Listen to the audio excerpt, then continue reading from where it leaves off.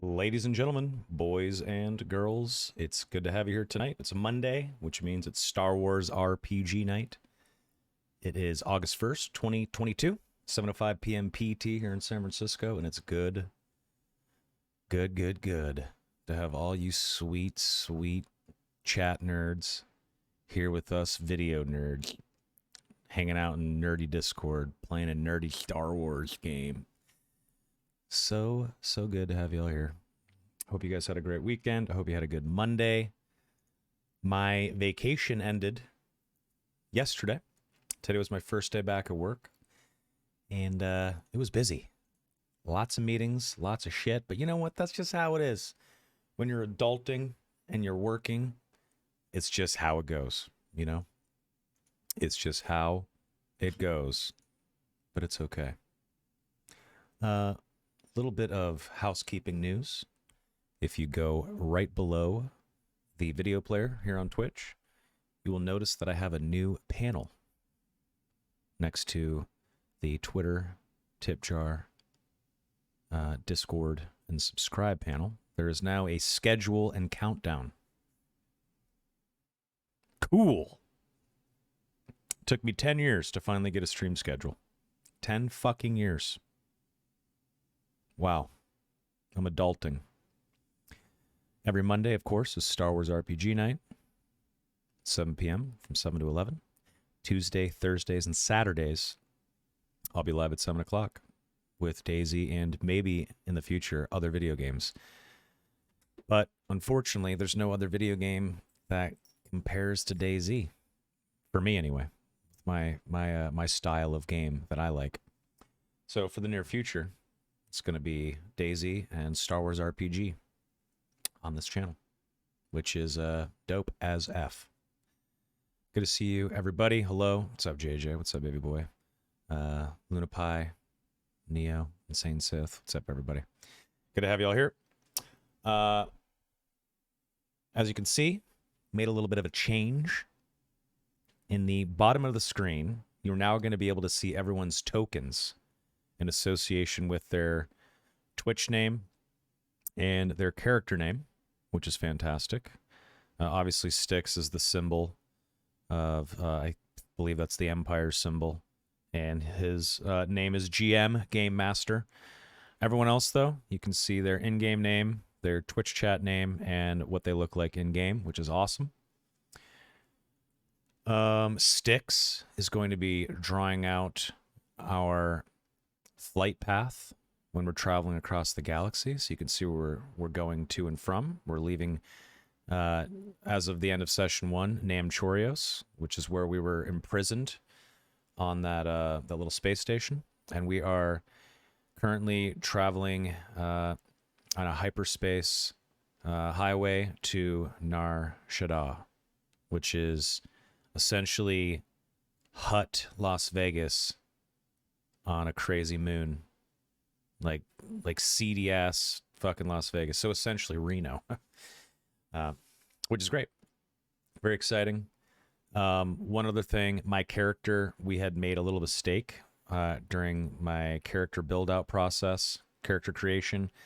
I misinterpreted something with Styx, and we gave my guy 2 force rating. He should have had 1 force rating. That was a mistake. So we nerfed him properly just a little bit. It's not that big of a deal. Just a proper level 1 character now, and not a level fucking, I don't know, 5 character. It's not that game breaking. Nothing really fucking happened in session 1, and we caught it right away. So it's totally fucking fine. What else? I think that's everything. We'll get a little recap from Styx, say hi to the boys, and get to session 2 of Star Wars Reign of Tyranny. F yeah. Let's say hi to the boys. Boys, good to see ya in Discord. Oh, God. What's going on? What's up? How are the boys? My girlfriend brought me ice cream. Excuse me?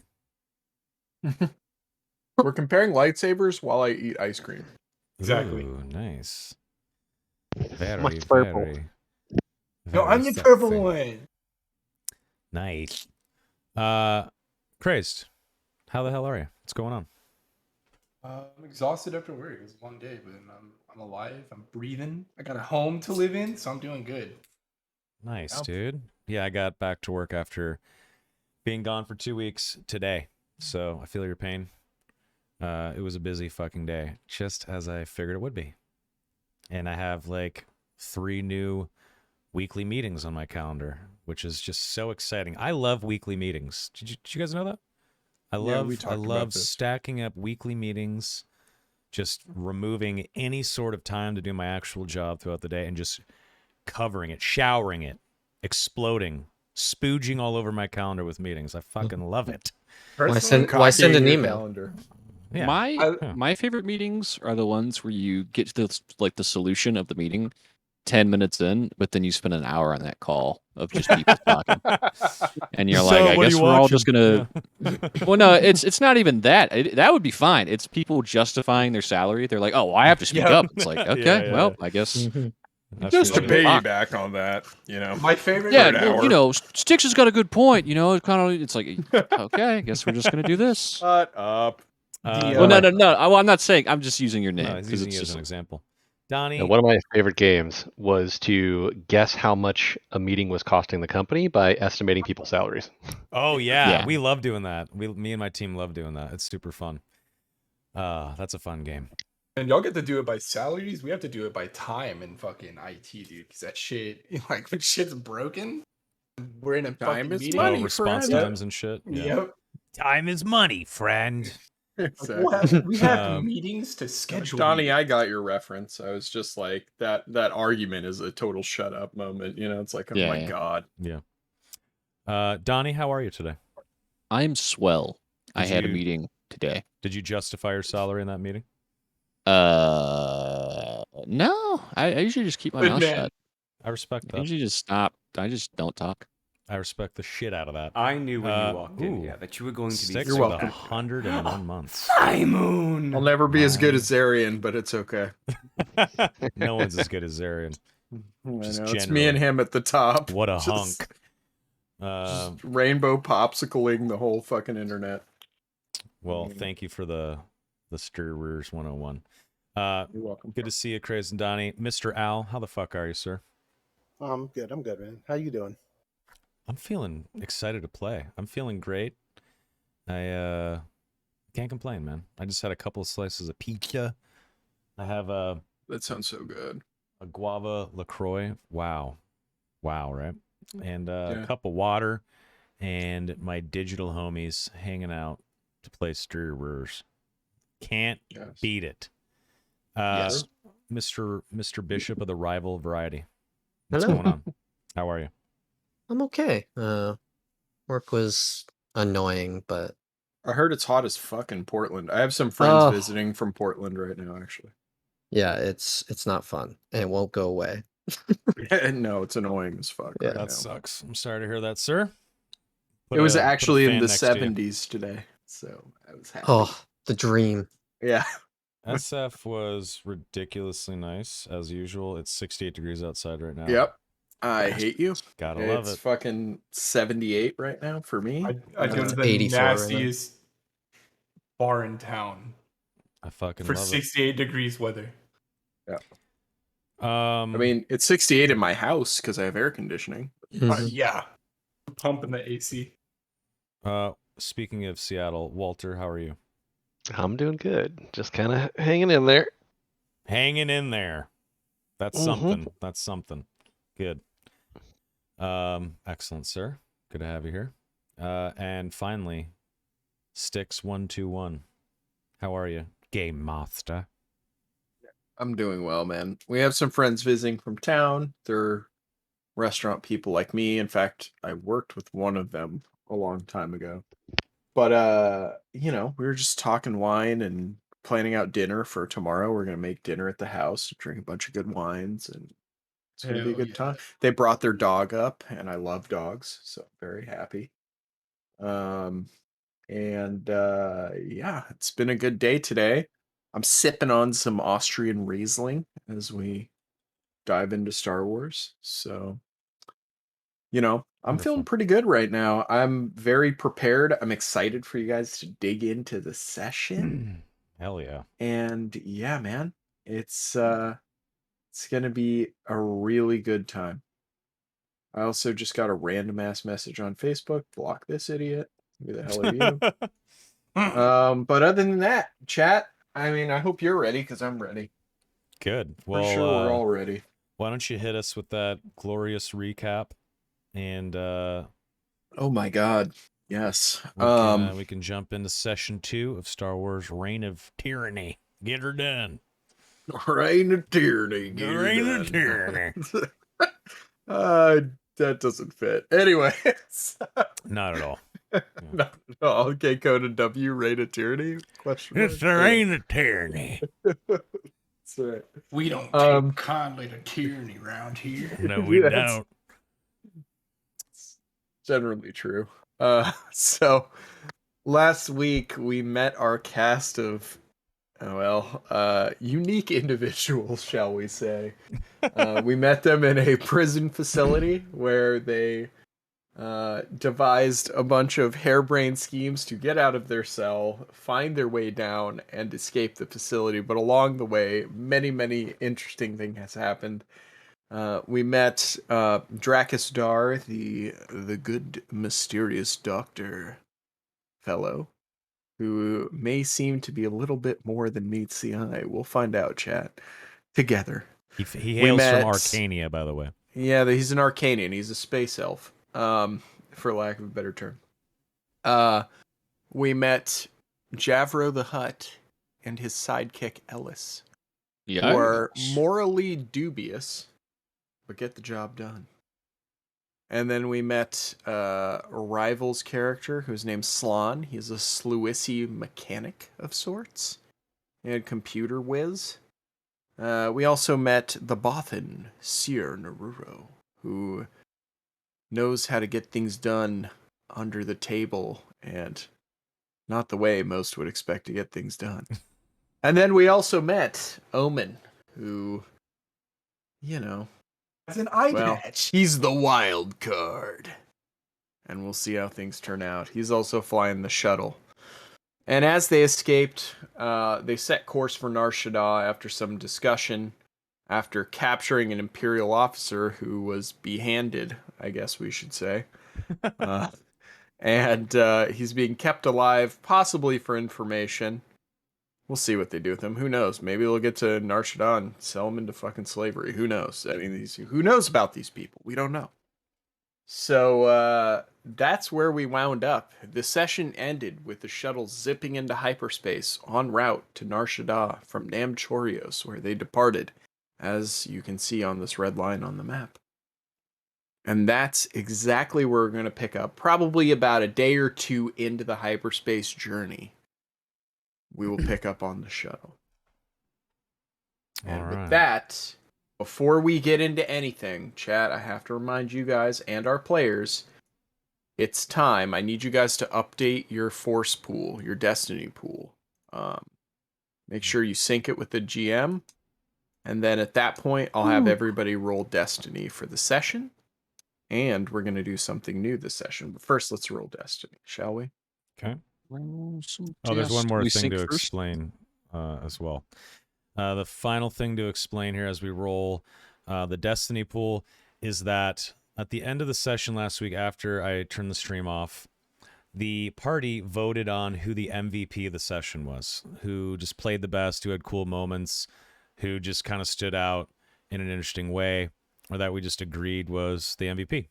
That person was Zarian, our newest member of Crit City, aka our newest member of the roleplay crew here.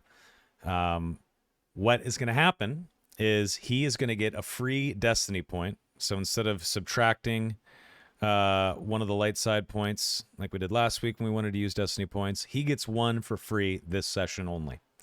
And it won't be deducted from this pool.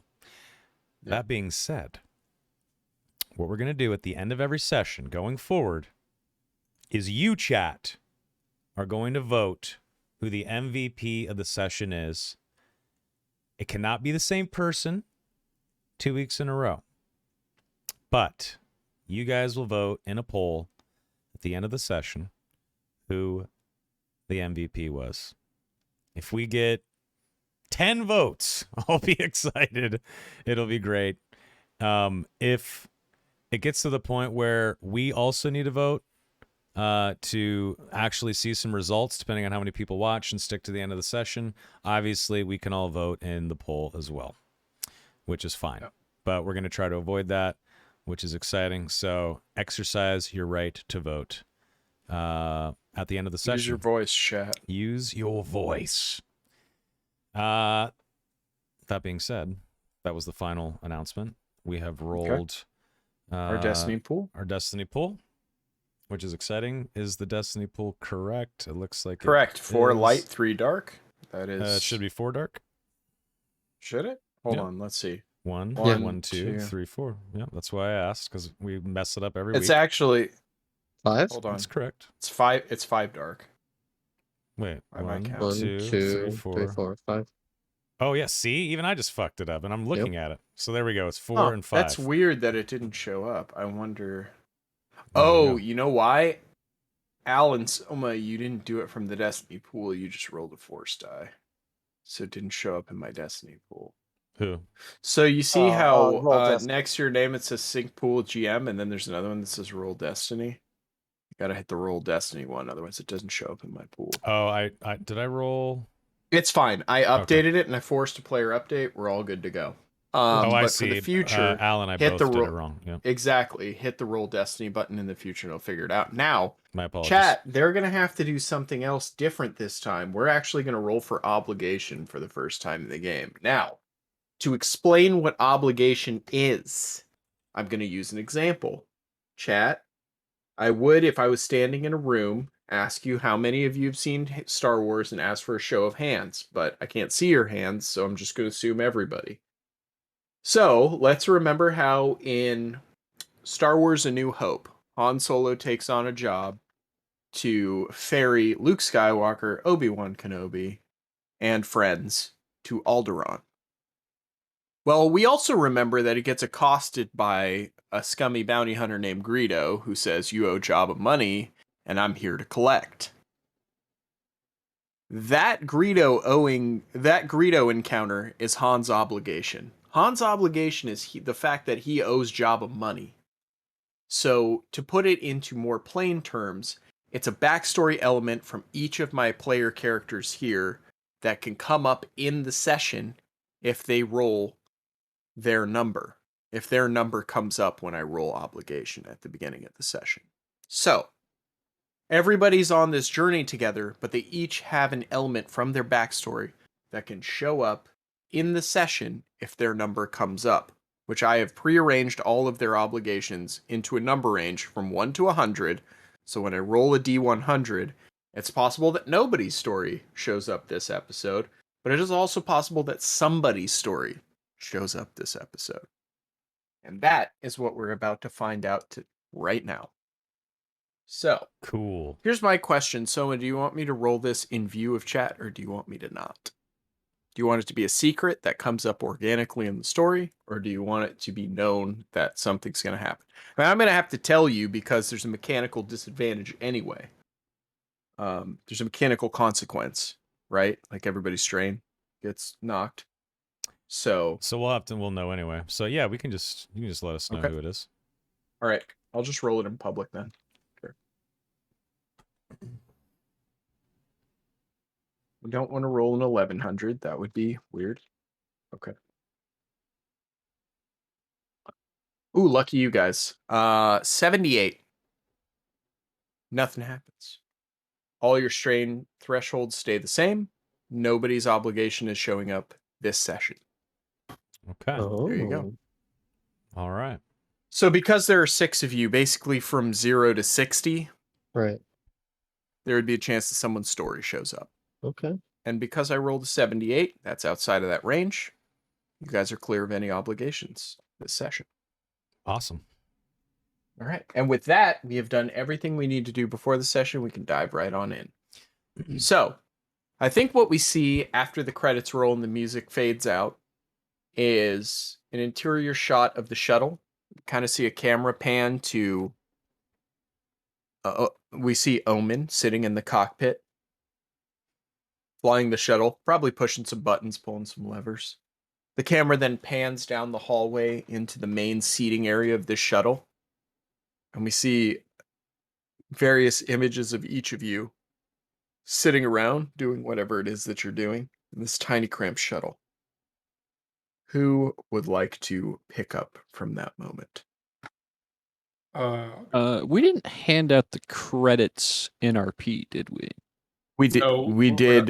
You were away when we did this, but 833 added to No. the list. We did this in split it. our. Yeah, but I remember us talking about Oh. it over text. Did we do it in game though? Oh no! So yes, Ooh. you. That is something you can possibly address on the shuttle Yeah, ride. I'd like to do that in game. Okay. Yeah, I think like as we're. This is probably I guess like a retcon. I probably want to wait a whole fucking day to do this. Yeah, it's like a day or two later, he said, yeah. Yeah, but let's just imagine pulling away like Javro, gets this all together and he kind of has us in the bay here. I'd imagine. Gentlemen, Ellis, would you mind imploring a gentleman as to the things you discovered in that chest? Yeah, all right, boss. Do you actually want me to list them out, or do you? Or are you? Yeah, did we decide all the loot yet? Yeah. Yes, we so did. I actually made like a group loot thing in our Google on the Google Drive. Oh, okay. Yeah. If you go look at that, but Yeah, no, I saw that. I didn't know if we had wanted to do that in character. some people start. Yeah, just because I figured it would take too long to actually do the whole thing. All good. Well, anyway, Javro will pull out the 5,000 credits. I imagine like Ellis, you hand it to him. Yeah, reluctantly.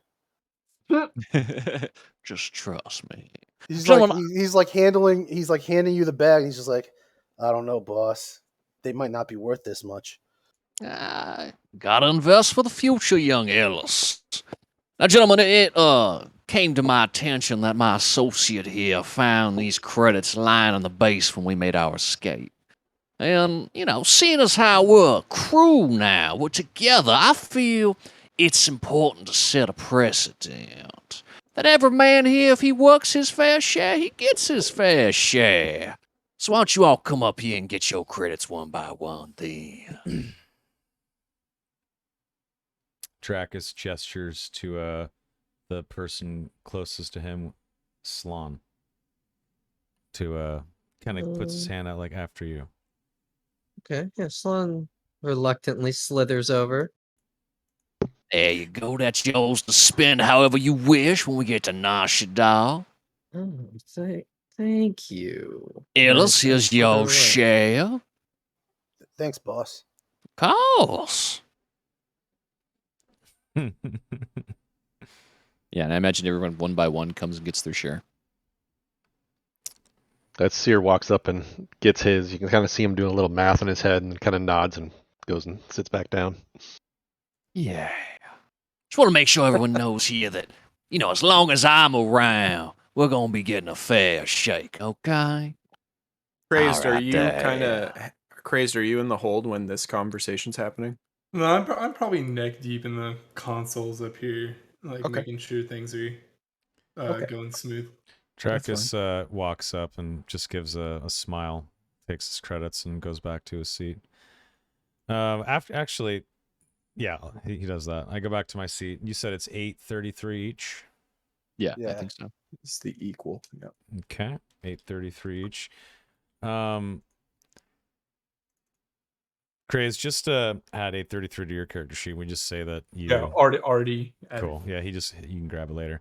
And now I suppose we can fast forward to a couple of days later in the journey. Yes. And get to Okay. back to So where a few days have passed after the divvying.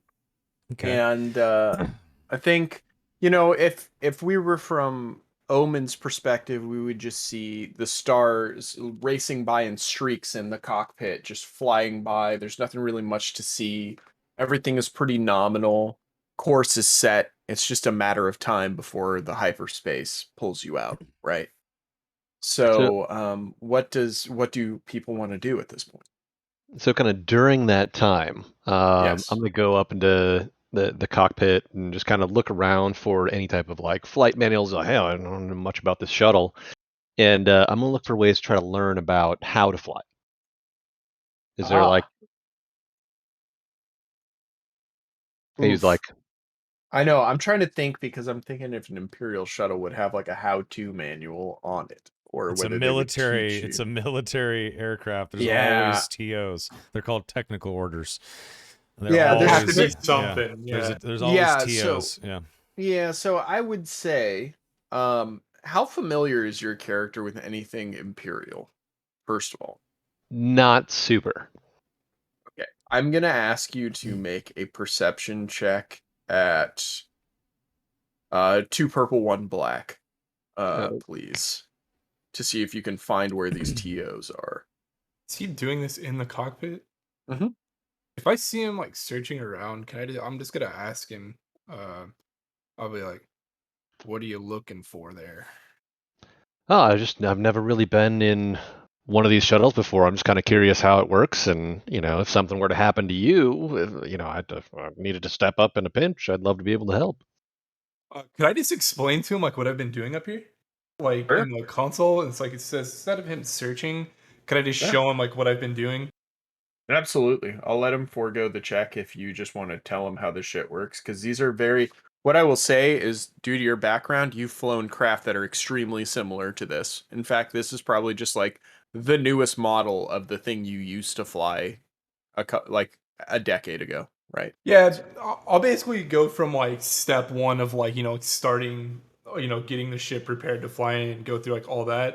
Pre-flight And checks, all that kind of yeah, shit. Yeah. all that fun jazz, and then once I kind of get through it, I'll just look over and be like, if you want to learn to fly, I don't mind you staying up here and helping out around here. Always appreciate a second set of hands. Yeah, I always appreciate the extra knowledge. So then I'll just I'll have him. I'll just kind of look at the seat right here and be like, well, guess the co-pilot seat's yours. Ah. Slon, what are Sounds you good. up to? I'm assuming this is like a workbench type deal. This little green thing. I actually think that's a secure cargo crate. Oh, well, I guess I could just do it over here. I just want to be like, uh, taking apart and reassembling my blaster since it's a new blaster that Salon wouldn't be used to. Just wants to familiarize himself with his equipment. Got it. So you're kind of like cleaning the gun and taking Yeah. it apart. I will say, or where are you? I think he's just sitting here because, Oh, okay. or using the chest like as a table. But I would say he's doing a little sloppy and possibly like bending parts and, yeah. Why don't you just have me make? Why don't you just make a mechanics check, 2 purple, 1 black, because you're unfamiliar with the blaster, Yeah. and then Okay. we'll see if you break anything. You said mechanics, 2 purple, 1 black. Yeah, yeah. Cool.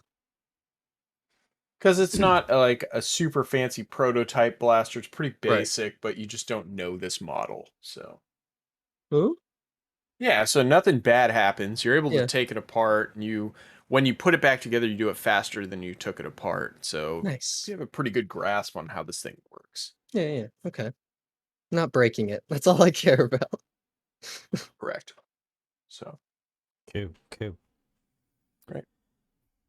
What How about about Javro and Ellis? What are you guys up to? I think since I have the sound investments thing where I get 100 credits plus each session. I think Javro's on like a little like data pad, like playing the stock market, like kicked up, Totally. I love kick it. backed. Just That's awesome. Nice. blast of boats are going through the roof right now. Now Hutta Industries has gone up. Yeah. Yeah. Apes together or huts together strong. I would say too. that probably Ellis and Javro are probably two of the people. I mean, considering like our past in prison and whatnot, we are very accustomed to passing time. We are just Right. Yeah, that makes sense. probably big chilling. Definitely makes sense. Speaking of which, Ellis, are you doing anything specific, or are you just kind of like, chilling out? Just like maintaining gear, working out, like sitting next to Javro, when I see Slan putting the weapon together, like the first couple of times, I kind of like cringe when he does it poorly. Yeah, but I don't say anything because it's important to learn on your own. Yeah, I feel like the first few times I was like taking it apart, like dropping weapon parts and like, oh shit, like picking them up really. Maybe Ellis one time when you drop something, it won't work without that. Nice. I'm trying. I'm trying. Yeah, as I'm like polishing my vibro sword, in the filthiest way. Honing the vibro sword. Yeah, Like, yeah. won't work without that. Yeah. I like it. That's good. That's good. So Awesome. just normal things to pass the time, or make sure that everything's all my equipment's good to go. Cool. Okay, I guess Dracus, you're the last one. Yeah, so Dracus, he kind of gets up and he says, I'm gonna go check on our prisoner. As you know, I've mentioned a couple of times that I believe sepsis is setting in. He might not be long for this world. I'm gonna go give him a look over and attempt to clean his wound. I'll be back. Dracus heads out of the main seating area, closes the door behind him, walks in, ignores the Imperial officer, closes And this door here. Yeah, just so everybody knows, these are all separate cargo holds. Like, they're all sealed by doors. I don't know if chat can see that or not. Yeah. And Dracus, this guy is obviously tied up, just kind of sitting against the wall, looking. Yeah, he's How's he like looking? pale, sweating, shaking. Like he's not in a good way. Stump probably definitely. stinks. Yeah. Yeah. Kind of small rooms. I think I can zoom in a little bit more, I guess. Sorry about that. They're little cargo cabinets. Yeah. Dracus says, you're not looking so good, are you? How do you feel? And then he kind of looks up at you and he says, just get it over with already. I'm so glad I won't tell you anything. I'm so glad that you would say that. Come with me. He kind of helps him to his feet, and I walk him. These doors are closed, and I walk him all the way to this back room. Can you please help me move that token? Yeah, sir? just back into the corner? Back in the corner, yep. Sure. And Dracus kind of pushes him to the floor.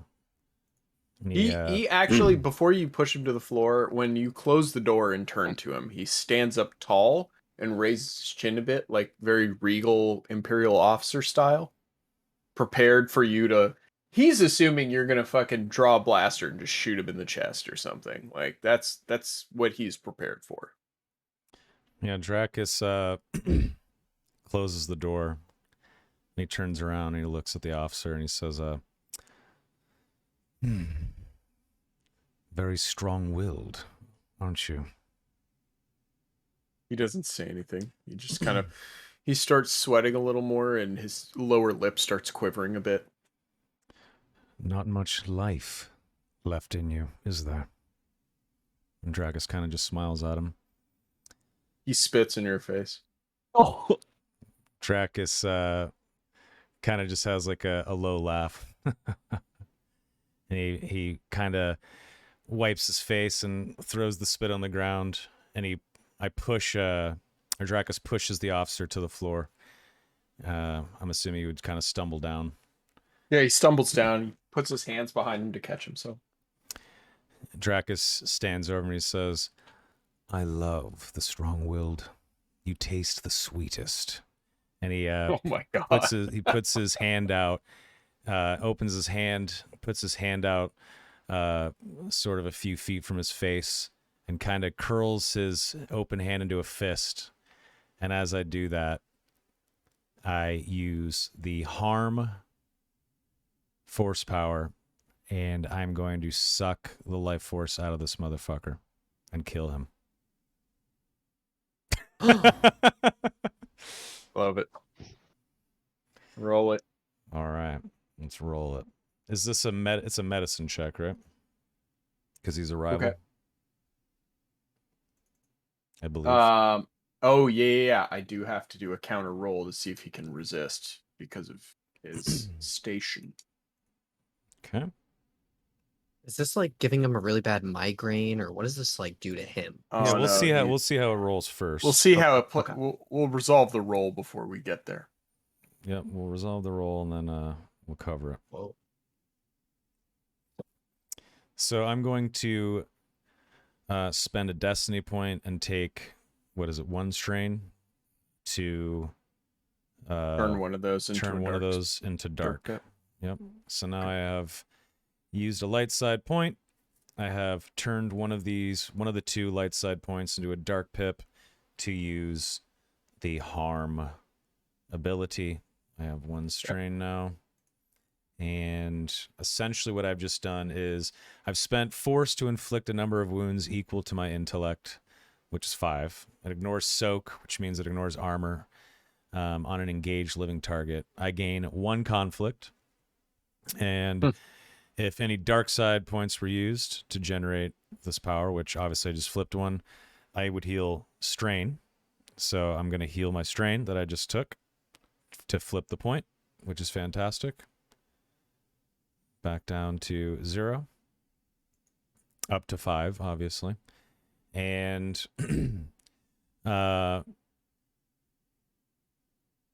it also says I may spend to heal wounds equal to wounds inflicted. Obviously, I'm not hurt, so that doesn't matter. I would have to spend extra force to do that with control. Don't need to do that, though. I'm just sucking the life force out of this guy for a narrative sense. And Right. So what does it look like when you do that? Yeah, so I'm standing over him, and I reach out my arm, and his chin's sort of up, and he's looking me in the eyes. I'm looking him in the eyes, and as I turn my open hand to a fist, you sort of see him kind of gasp, and his pale flesh starts to gray and wither, and you see the sort of the spark in his eye kind of go out, and you can see him almost gasping for air, and you can see the whites in his eyes begin to go bloodshot, and you could see his flesh sort of wither, and I clench my fist tightly. Dracus clenches his fist tightly, and as he finally clenches it as hard as he can, the air is knocked out of the Imperial officer, and he crumples to the floor, and he looks sort of gray and withered, and his eyes are sort of bloodshot and still open, and he is no longer living. Wow. All right. Yeah, take an additional 10 conflict for murdering the shit out of somebody. Okay, so that's Yeah. 11 conflict. Yeah, for the session. So I just go down to character info. Jesus Christ. Conflict 11. It's like, oh my god. I know. So different than Irulan, where he's like, I'm Aaron, I'm the good guy. Yeah, He's exactly. Like, I was like, murdered sweet the fuck out of pussy this ass guy. Aaron. Yeah. Hello, Hello, I'm Aaron. Did anybody I'm actually see this? Oh no, Like- Oh no, I'm this in is the, in secret. This this isn't a hidden secret. Yeah, this is in secret. hidden cargo vault. You know, he's like, That makes it worse.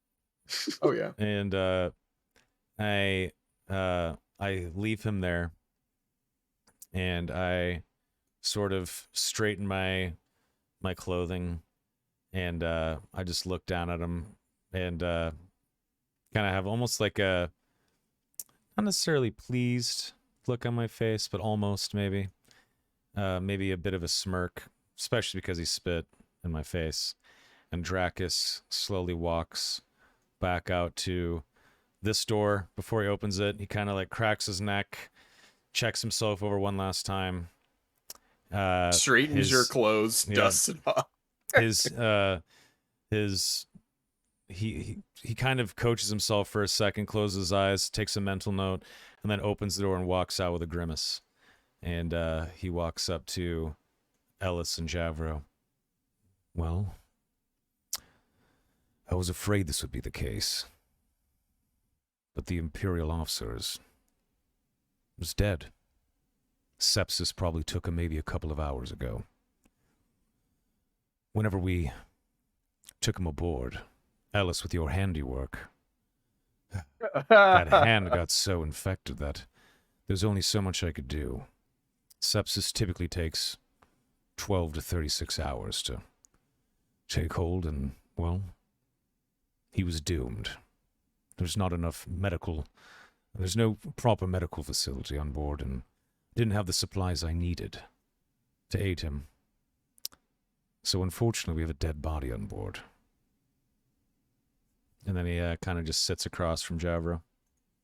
I think Javro very lazily looks up from his data pad and goes, "Oh, good work there, Ellis." And looks back down at his data pad. Yeah, I think about the time Drakis is sitting down, Javro will hear his name over the comm system. They're like, "Javro, you mind coming up to the cockpit for a second?" Ooh, Javro will yawn and crack his knuckies. Duty calls. Well, We still get some money off him or what? Oh, is it we should just shoot him out in space? What you got? You guys decide that. I'll be back later. when Javro Wait, who are you gets up, talking about? The Imperial officer? Yeah, the Imperial dead officer. Yeah. Okay. When Javro gets up, Ellis looks across to the doctor and it's just, should have let me torture him for information when I wanted to, and then he could have died and had been useful to us. Now he's just dead and a problem that I have to clean up. Well, you know he's very headstrong. He was never going to talk. It's better this way. I mean, you're the doctor. I even pity him. I never like losing a patient. I mean, you're the doctor or whatever, but I'm just saying, I cut off a couple more toes. Maybe he says something before he gets that sepsis thing that you were saying. I think the only way he was going to talk is if you removed his testicles. You took a hand. I don't think a toe would have done anything. But Oh. I do respect your passion to extract information. Maybe we'll have another chance another time, my friend. Well, you gonna space him, or you want me to do it? I suppose I'll help you drag the body out. And then I suppose Alice and I would go drag the body out while Javro's heading to the cockpit. And I guess, where would we space him at? I guess out the back? We'd close these doors and then this opens? Or how does that work? No, I think the only place for this is... well, technically all of these, cautionary bands, you see the little caution tape around things. There's definitely a ramp, but I wouldn't recommend opening that. But maybe these are freight elevators in the cargo holds, and maybe you could just seal them in one of those and, just lower one of those and it would suck them out. Yeah, I suppose the two of us would do that while Javro's walking up. Yeah. And Slan is busy tinkering. And I suppose right before we leave the room, we'd check his pockets. Well, I guess we would have already done that, though. We didn't find anything when we searched him before, so it's all good. Never mind. Yeah. Cool. Did he have like security cylinders on him, or like? Oh, yeah. Good call. Definitely has a Imperial issue blaster pistol on him. So just a regular blaster pistol. Wait, he had a pistol got- this whole time? We would have removed that as he's a prisoner. We would have taken that last week. We even said we Sure, searched him. I'm just telling you the stuff he has on him. Whether that we can took just it last week or now. Yeah. Because we did search Just him his last his general inventory. You would have found a blaster pistol. You would have found about 100 credits on him, and just his uniform and his security cylinders. So basically lieutenant level Imperial clearance. Yeah, as we do that, as we take him back, if you don't mind, Al, I would say, I know you didn't get to have your fun, and he kind of grimaces. Why don't you take the credits, and I'll take the security cylinders? No. I think we're in this together. We do half and half. I love it.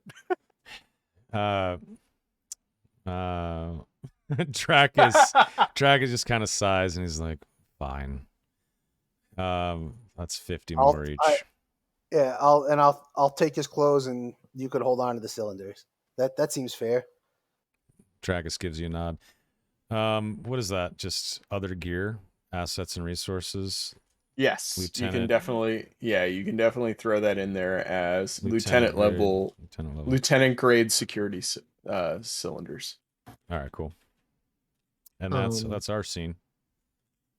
Have Okay. we like searched all the chests and stuff on this ship specifically? No, those are it's empty. Okay. The only reason those are there is because this is the art asset I found. Yeah. That's it. I just had to ask. It's an empty shuttle. It was not laden at all. Yep. Except for the crate you're using, but it's empty. It's just there. Yep. Cool. It's a decent like secure chest we could use. Mhm. All right. Real quick, I will give the good doctor the pistol. Dracus, he takes it and he kind of looks at it. I'm not very good with this, but might as well. Nar Shaddaa is not a very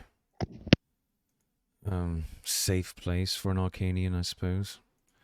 We'll see. Sometimes just wearing shit keeps people away from you. You know, that's actually sound advice. And he gives him a nod, and I'll take the weapon. You said it's an Imperial blaster? It's just a blaster pistol. I believe that's a 6.3, 1-2 for your stat reasons, and it's got stun setting. It's the only thing. If I'm right on that, when you search the wiki, I am claiming victory right now. So it's just called blaster pistol. Should be what it's called. Okay.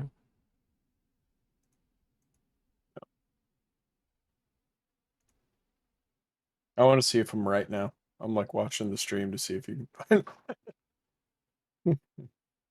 Blaster pistol.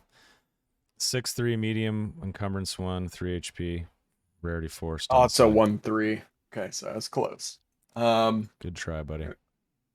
It's all right. I'm happy with my my guess. All right. Is there anybody else that would like to do anything?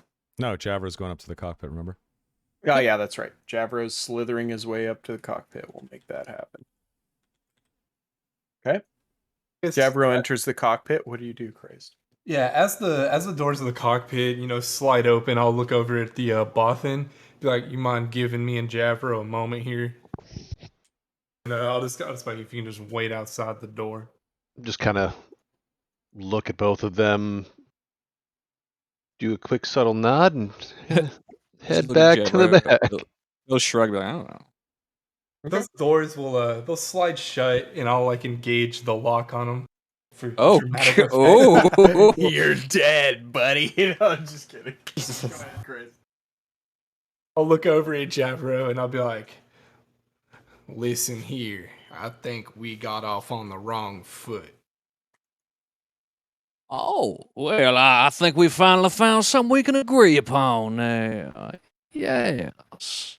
Bit of a rocket start here. I'll just kind of look over and be like, I'm gonna be honest. I ain't gonna say I trust you, but if I gotta work with you, then we just might as well make sure it benefits the both of us." I see that. Well, you tell you what, I will extend the olive branch of trust myself. You have my utmost trust, Mr. Owen, because I believe every good working relationship begins with trust. And then Javro will like lick his hand as he puts it out to shake. I'll kind of like hesitantly, I'll just kind of like look you up and down, the eyeballs are like flicking. Then I'll reluctantly shake your hand. Excellent. I'm glad we could repair our relationship. I apologize for my harsh words earlier. You're doing a damn fine job with this piloting right here. Kind of look at you and I'll tap the pistol on my side and be like, "Well, piloting isn't my specialty, but I think I'm pretty good with this here blaster." A man of many talents. It is good we have you on our side now, isn't it? I'll kind of look at it and be like, there's there's some other things I'm good at from my time back with my friends. Maybe Oh, we can put them to use on Nar Shaddaa, you know. I'm feeling some sexual undertones to that statement. I did not say that in character, but yes. But I mean, nothing wrong with being skilled, my friend. you Nothing ever wrong with heard of that. you ever heard of an old country called Sparta? I'm just kidding. But Oh God.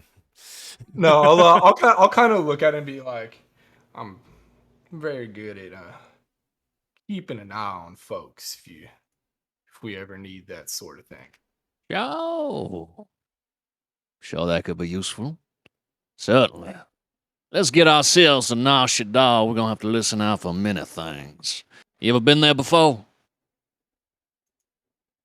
No, actually, I'll just kind of look at it and be like, well, no, I never really had time for pleasantries. Yeah. There's plenty of pleasant things about Nar Shaddaa, but plenty of unpleasant things as well. So let's keep our head about us, yes? I'll nod, you know, and I'll give you a silent nod. Then All kind of right just turn back to then. the cockpit. Glad we're on the same page now. As you're I'm walking out, walking out. yeah, I'm as you're leaving. walk, Sorry, go ahead. yeah, as he's walking out, I'm like, send the Bothan back in here. He has a name, but all right, Young seer, you are requested back at the fine controls of our ship right here. All right. Hopefully I didn't miss too much. Oh, nothing at all. My life is in your hands. Don't kill me now. I'll rack the blaster pistol really loud. Sticks, really quick. Adding the Yep. blaster, with encumbrance, if I'm just wearing clothes and had nothing else, would my encumbrance threshold being 7, would it have been 0 and now it is 1 because I have the blaster? Correct. Got it. Okay. And also, I forgot to mention with, oh, never mind. That is one. Have to subtract one conflict. Never mind. I added a second conflict and I shouldn't have. It was just 11. Disregard. Should have Sorry. 11 all day. Yep. Okay. All right. Cool. When Javro gets back, Ellis will lean over and whisper, "So am I still killing that guy when we land?" Donnie. Oh God, Getting did he food. die? Donnie. Is that okay? Damn. Oh, yeah. Oh, you just chose the wrong time to say I just a chose line. the wrong That's time. unfortunate. Yeah, it's all right. It's Yeah. all good. We'll It's okay. skip. We'll come back. His to that. DoorDash Travel is just at the door. waved His me to DoorDash say. showed up. DoorDash just showed up. Yeah, Yeah, exactly. he ran to the door. Perfect timing. How about we have Craze do what he wanted to do first, and we'll come back to that. Cool. Oh, I mean, I was just calling Sear back up to the cockpit and continuing to explain, you know, like what's going on the console and like explaining like the basics of hyperspace. Oh, like how to make like a calculation and all that kind of Yeah, stuff. at least what I know. And it's like, I'll tell me, you know, it's like, I'm not an expert in space piloting, but I'm willing to teach you all that I know. Yes, I'm happy to learn. Any of the knowledge you're willing to share with me is much appreciated. Like I said before, always trying to learn new things. With that, it's like I'll kind of walk over to like his console and, you know, just continue explaining controls, like what different displays and dials mean to the best of my knowledge. Seer does his best to not make a face as he's being mansplained to. Nice. Nice. Good. Excellent. Oh my God. Okay. Mansplained in Star Wars. Disney Star Wars, brother. That's true. Mansplaining is real in Disney Star Wars. Thankfully, the show's not produced by Kathleen Kennedy, just Soma. So good to go. Ah. All right. Don, are you back? I'm assuming not yet. That's fine. That's fine. Okay. So should we? I think we'll fast forward to another day in hyperspace. Probably the last day of your travel before you make your approach. So you guys are pretty deep into hut space at this point. So if you scroll up Soma for chat to see, you guys are probably in between the planets of Quesh and Varl right now. Probably between Quesh and Nar Shaddaa at this point, like the last third of the hut space route. Just to give you guys a little more background, just because we're going through this area. Quesh is a factory world that's been run by the Hutts since the Old Republic. It's really a shit box world that's it's not a great place to be. Lots of factories, lots of smoke, run just like how the Hutts want it. As you pass by Saki and then eventually Varl. Varl is the old Hutt homeworld. There's no star in the system anymore. It went supernova, so it's a dead system. There's nothing going on there. And now you guys are probably on the final approach from Varl to Nar Shaddaa and now Hutta, entering the Hutt home system. Chronicide, so it's like Earth in 50 years. I think it's worse. Because Ooh. imagine it being like Earth in 50 years, but for 3,000 years. So, yeah. There you go. Hey, can you delete the imp out of our ship? Oh, yeah, absolutely. That motherfucker got spaced. Yeah, that guy's spaced. He's out. All right, Donnie, you're back. Ellis has Sepsis. something he wants to Ouch. say to you. Yeah. I'm all ears. Oh, when you got back and you sat down, Ellis leans over and says, "So am I still killing that guy when we land?" I think as you ask that, Jabber's like sitting down and grumbles to himself, and he looks at his data pad. Doesn't even look at you and goes, "That remains to be seen." Dracus just kind of sitting across from them, just kind of cocks an eyebrow, and just watches them, and then pretends like he didn't really hear. Looks elsewhere. Cool. Okay, so we're on the final day onto the approach of Nar Shaddaa. Is there anything anybody else wants to do on the shuttle before we get to planet side? Yeah, just minor thing. We don't really have to RP out unless someone wants to say something about it. But Dracus would make the rounds and the rest of the ship and let everyone else know that he has lost his patient to sepsis, and that he and Ellis have spaced the body to get rid of it. And Dracus does so sort of mournfully, and like he is regrettable to have lost a patient. Do you want to heal people? Because Crazed had some wounds. His character had some wounds. Just oh yeah, so what's you know. everyone's wounds up? I don't think I have any. I think didn't get hit Crazed a is the single only time. one who got. It's the only one that had like severe wounding, or not really. Yeah, severe. he has 7 wounds. So if you want to do a medicine check to try and heal him, you I can. had healed him for 5 last week, so he has 2 left actually. Because I did. Oh, heal. okay. He just didn't remove Oh. it. All right, we'll fix that. Yeah, I mean, Well, after 3 days, he would be at 0 then, because you heal 1 wound every day. So yeah. he's fine then. Never mind. Cool. Disregard. All right.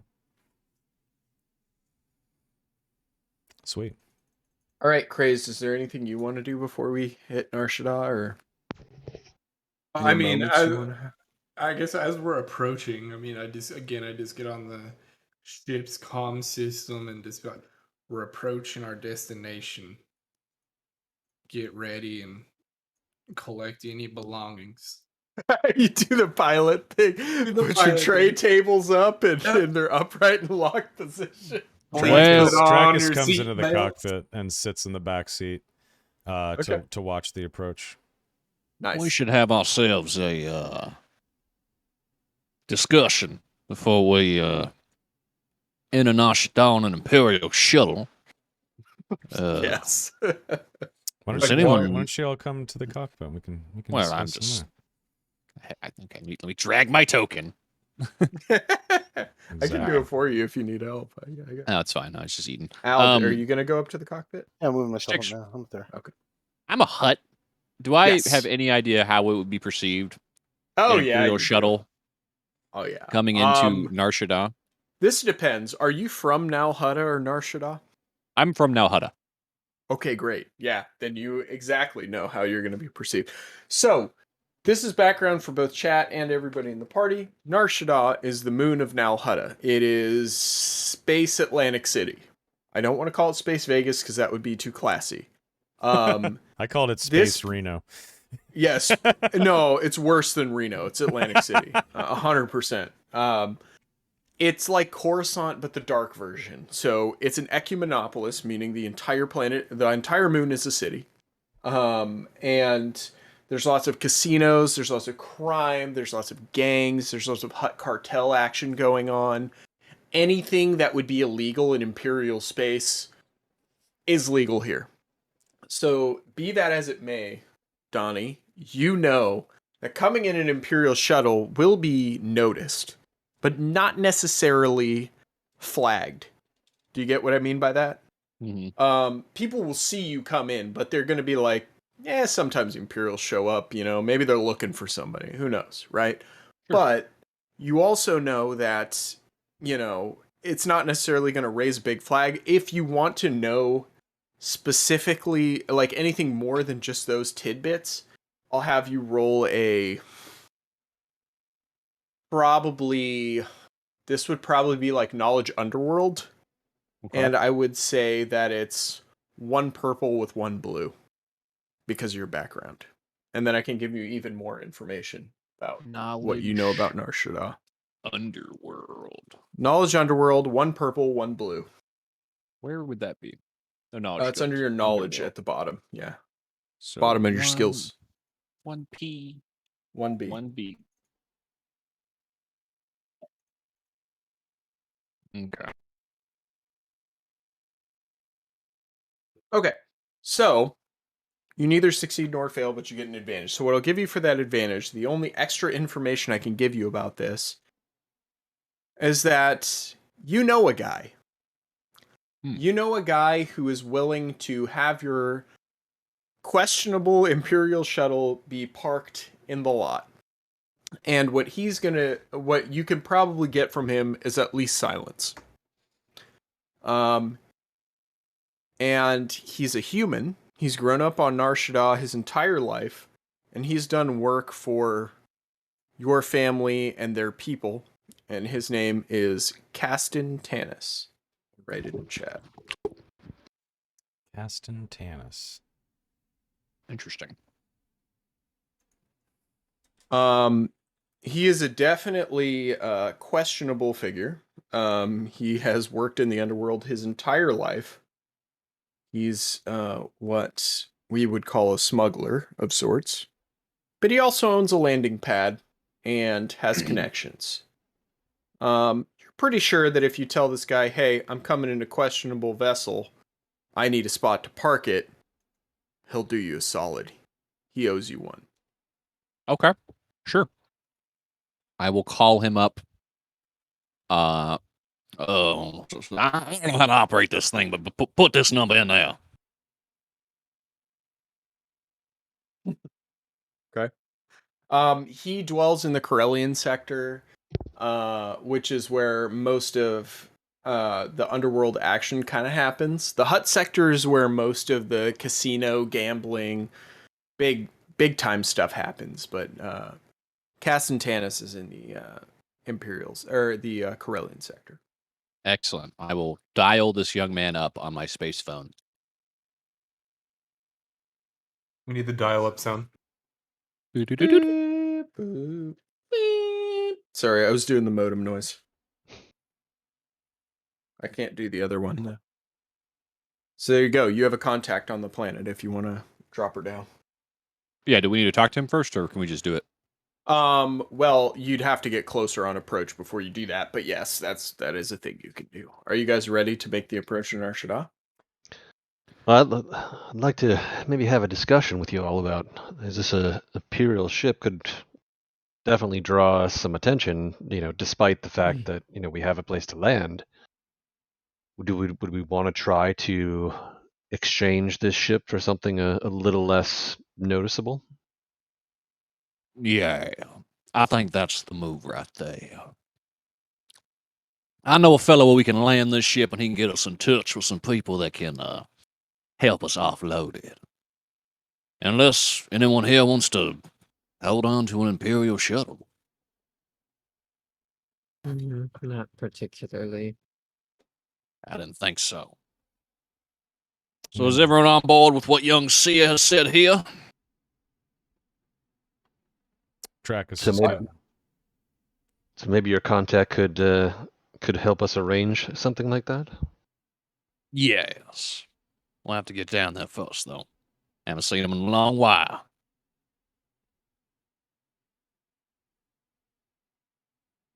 All right.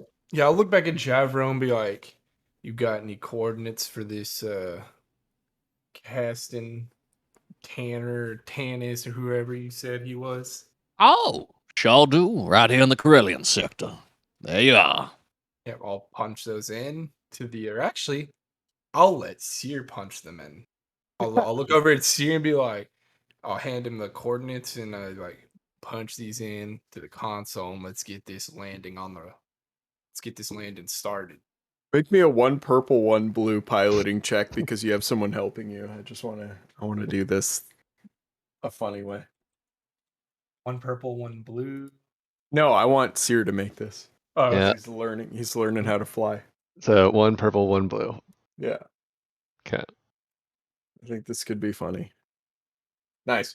So basically, you start punching things in, but you do things out of order. But thankfully, Omen's there to help you out. And he's like, no, that's not how you do this. And then he catches you making a couple mistakes, fixes your thing, and now you're back on course. So your first attempt at trying to yes. land... Okay. I understand now. I see what I did wrong. I'll give him that old like pat on the back, like you did. I just like, good job there. Nice. Cool. All right. Are we ready to change scenes? Sure. I guess we're approaching. All right. So the first thing you guys see after you drop out of hyperspace and the streaking star lines turn into something visible is you see this. Ooh. Whoa. Yeah, man. Nice. Welcome to Nar Shaddaa, the smuggler's moon. Cool. This is what it looks like on the dark side. So this Nar Shaddaa is tidally locked, which means that one side of it faces the planet at all times, and the other side is facing the sun at all times. So the dark side is what you're looking at here. No pun intended, but that's what you're looking at. As you make your approach, this is what you see. You start plotting your course toward the Corellian sector, and as you get further into the atmosphere, it starts to look like this. Oh, Whoa. That looks cool. Atlantic City in space. Yeah, man. That looks So cool. you guys see endless skyscrapers. It's like, when you go to New York for the first time, and you see city as far as the eye can see, and it like blows your mind. Tokyo or something like that. Nice. All you see are neon lights and insanely tall buildings as far as the eye can see.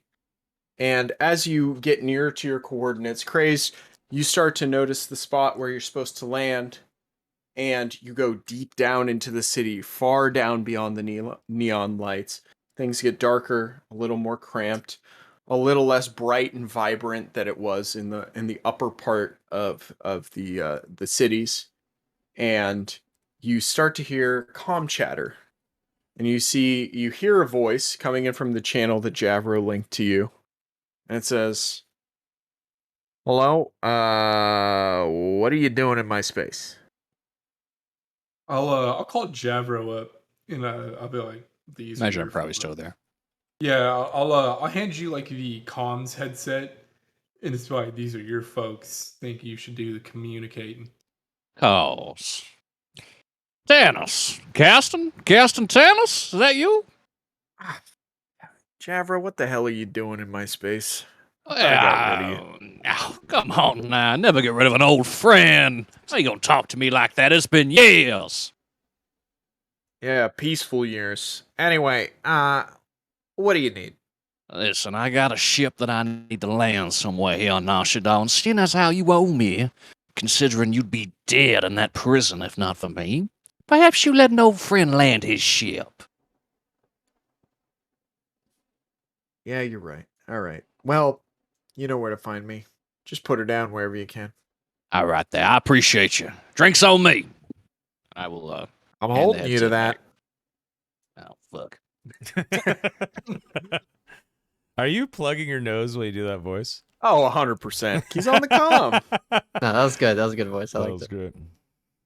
All right, so you guys land, and this is what you see when you get into the lower city. For Insane Sith, who's played a lot of SWTOR, I apologize, but it's the best picture I could find. It looks beautiful. Yeah, it's gorgeous. Behind this building is a landing pad for you guys to land on. It's actually a hangar that you can put yourself into. That's hidden from everybody else. And as soon as you guys land the ship, you see a man walk out.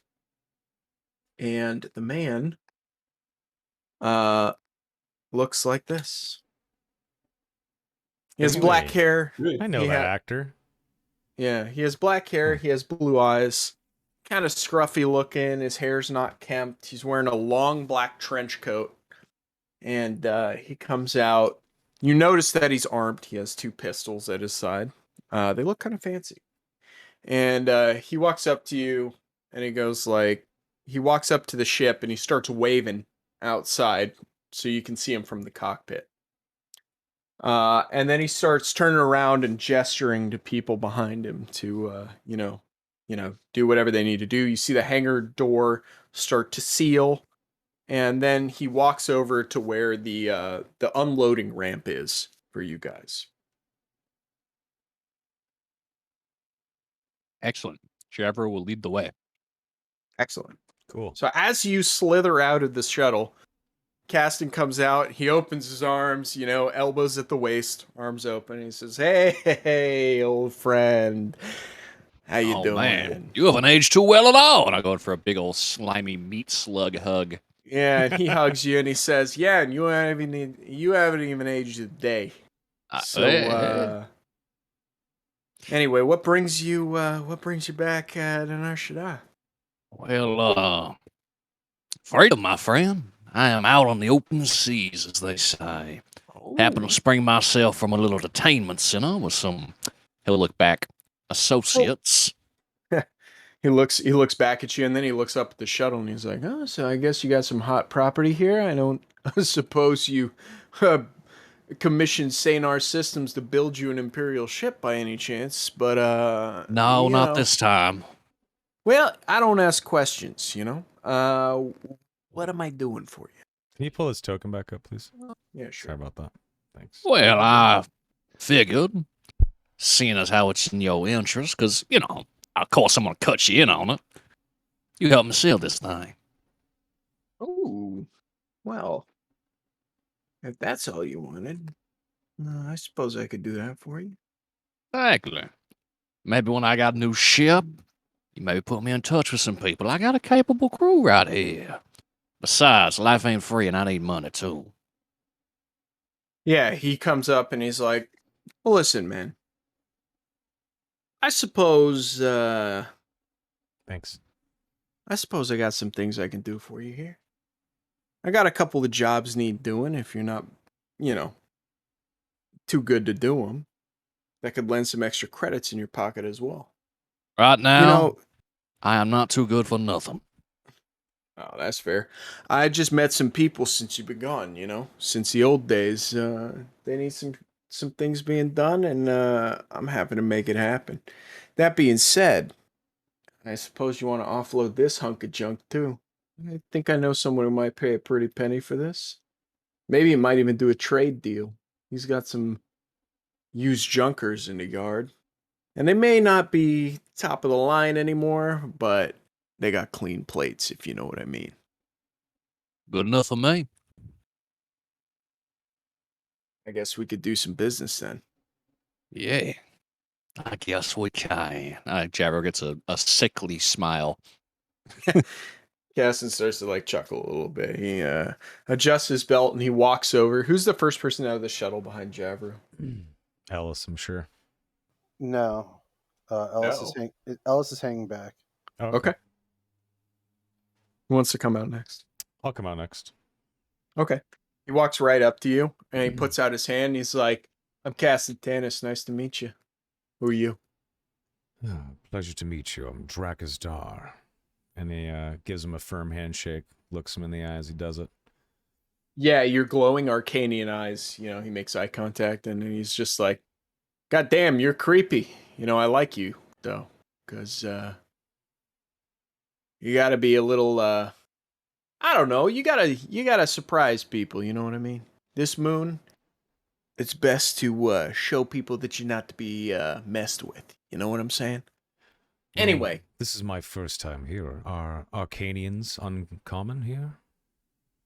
We see a couple of them from time to time, but they're all pretentious assholes, you know, as they are, you know. They think they're the apex of evolution or whatever the hell they like to say. But you know what? I'm sure you'll be just fine. All right? Stick with me. We'll take you right to the top. Drakus just kind of laughs and decides not to engage with that statement and just says, well, thank you for greeting us here and for helping us out. We won't forget. You know, it's funny you should mention that. Javro, I also have a place where you guys can stay if you need to. Oh, I that's don't know how you excellent feel right about there. that. Oh, I feel wonderful about that. Yeah, we got an extra room in the VIP section of, you know, the old casino, hotel, whatever the hell it is. Anyway, it's complicated, but I got a place you could stay. Don't worry about it. Sticks, Ah, before I walked out, could I bring some of the stim packs that were in the some of the hold in the Yeah, sure. the shuttle? All right, how many Sure. can I whip out? You can have like 3 stim packs. That's fine. Okay. I guess Solana will come out now. Can I like conceal my blaster? Is that a thing? Can I like hide it in my clothing somewhat? I mean, you'd have to make a deception check against his deception or his perception. I'm not trying to hide it from him per se. You're just trying to be sneaky about it. Yeah, I want to be coming off concealing it. So if people were looking at me, they would know I'm concealing it, but walking up to new people, I they mean, wouldn't you're a know I am. snake. So. Okay. Yeah, fair enough. I'm just saying, like, I don't know if you're wearing like clothing or I what. think Or if you just I have imagine your I'm wearing tool like a belt on. jacket. That's it. But Yeah. okay. Yeah, I'll slither off. Okay. Kind of looks at you and he's like, "Oh man, I haven't seen one of you in a while. Maybe you can help me fix up my ships in the yard." For the right price, I can fix anything you put in front of me. And I put my hand out. Name is Slan. Shakes your hand. He's like, "Cass and Tanis, good to see you're not an idiot. Didn't take the job for free." I Now try listen, not to be. like I said to the other guys, you stick with us, you're going right to the top. We run Narshada. I know it may not look like it. We're the kings here, all right? You're in good hands. He slaps you on the, I don't know, back, tail, whatever. And then sends you on your way. And he stands waiting for the next person to come off the ramp. Think about like this time, like the ship will start, like winding down, like all the post-flight stuff, like the engines Yeah. are like shutting off and all that fun stuff. Mhm. So about that time, I think Omen will walk down the ramp. Ellis, when Omen walks by, wait a minute. Let Seer go first. I want a word. I'll just kind of look over and be like, and I'll just be like, Seer, why don't you head on out? I'll finish up here. So Seer just kind of looks at this again. This is twice now on this trip that this has happened where he's kind of like dismissed in this way. Uh-oh. Well, do you see like how do you stop me actually? I like put if you're I just put my hand like on your chest. Wait a second, Omen. I want to talk to you. Seer, if you don't mind giving us some space. Because I'm like looking at Ellis like, wait, what the fuck? Why do you want to talk to me? But I'm like, fine, Right. I'll just kind of stop. I'm like, okay. So Seer just kind of gives it a little bit of a dirty look and huffs and stands up, looks over his shoulder as he kind of walks down, like very clearly displeased that he's been dismissed again with these side conversations, and comes down, walks out onto the platform, and looks then around. Yeah, you see you see Caston just standing there, and he's like, "Ah, ha ha. Of course you're running with the Both, and they know everything. Smart move, Javro. You're always one step ahead of the game. My name's Caston Tanis," and he extends a hand to you, sir. Shakes the hand. Name's Sir Naruro. Pleasure to make your Good. acquaintance. Yeah. Good. We're all friends here. Yeah. What the hell are the other two doing up there? And he starts looking, and now you guys can have your little moment. Listen, Ullman, you got skills. You handy with the blaster. You can pilot stuff. But you disagree with the boss a little too much. And that's fine in private. But we're out here and you don't know who's our enemy. So if you do it in public, we're going to have a problem. That's all I got to say. I'm gonna look at Ellis. I'm gonna be like, hold on, man. He might be he might be your boss, but he definitely ain't mine. Listen, if you're traveling with us, you could discuss your issues privately, but publicly, we're all one. All right, because nobody needs to know if we disagree or not. I'll just be like grumbling or whatever. I don't After really you, have, sir. yeah, I don't really have anything to say. I kind of look at you like, look, hold, like, I'm giving that look like, who the fuck do you think you are? Like, but we'll just end it there, and I'll kind of wave Ellis down the ramp, and then I'll start closing up this shit. Yeah, so I guess I'll go down first. Yeah, Caston kind of looks at you and you're like, and you must be his muscle. Look at you. Statuesque. Goddamn. Welcome. It's 50 like he credits. looks at you and he's like, I can already tell you're a man of few words. You can just get going, you know? I was going to say 50 credits and you can hold it, but you seemed so impressed by everything. I don't need your credits. You can go ahead.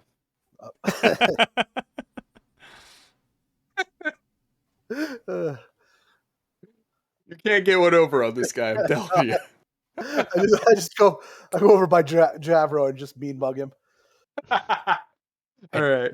That was a good one. Grace, I after like you're that one. shutting down the ship and you start walking down the ramp, he's going to look at you and he's going to be like, the faithful pilot. You know, you did a really good job landing this thing. I'll tell you what. You must be one hell of a hot shot flyboy. I'll just kind of look at him like, well, I wouldn't say that, but thank you.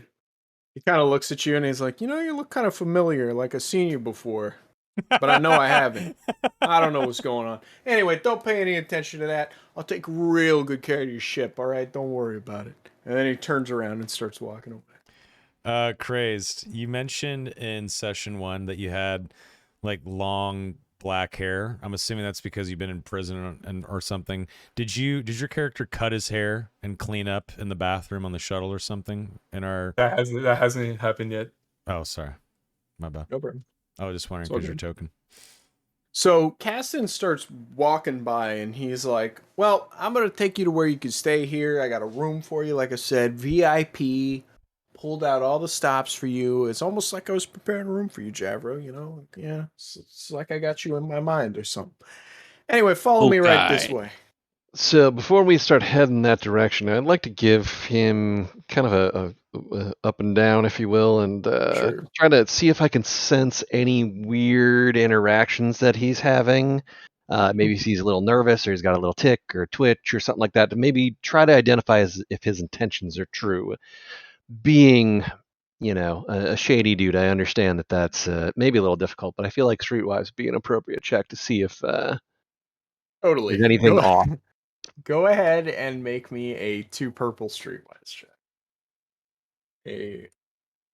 Whoa! Look at that. Okay.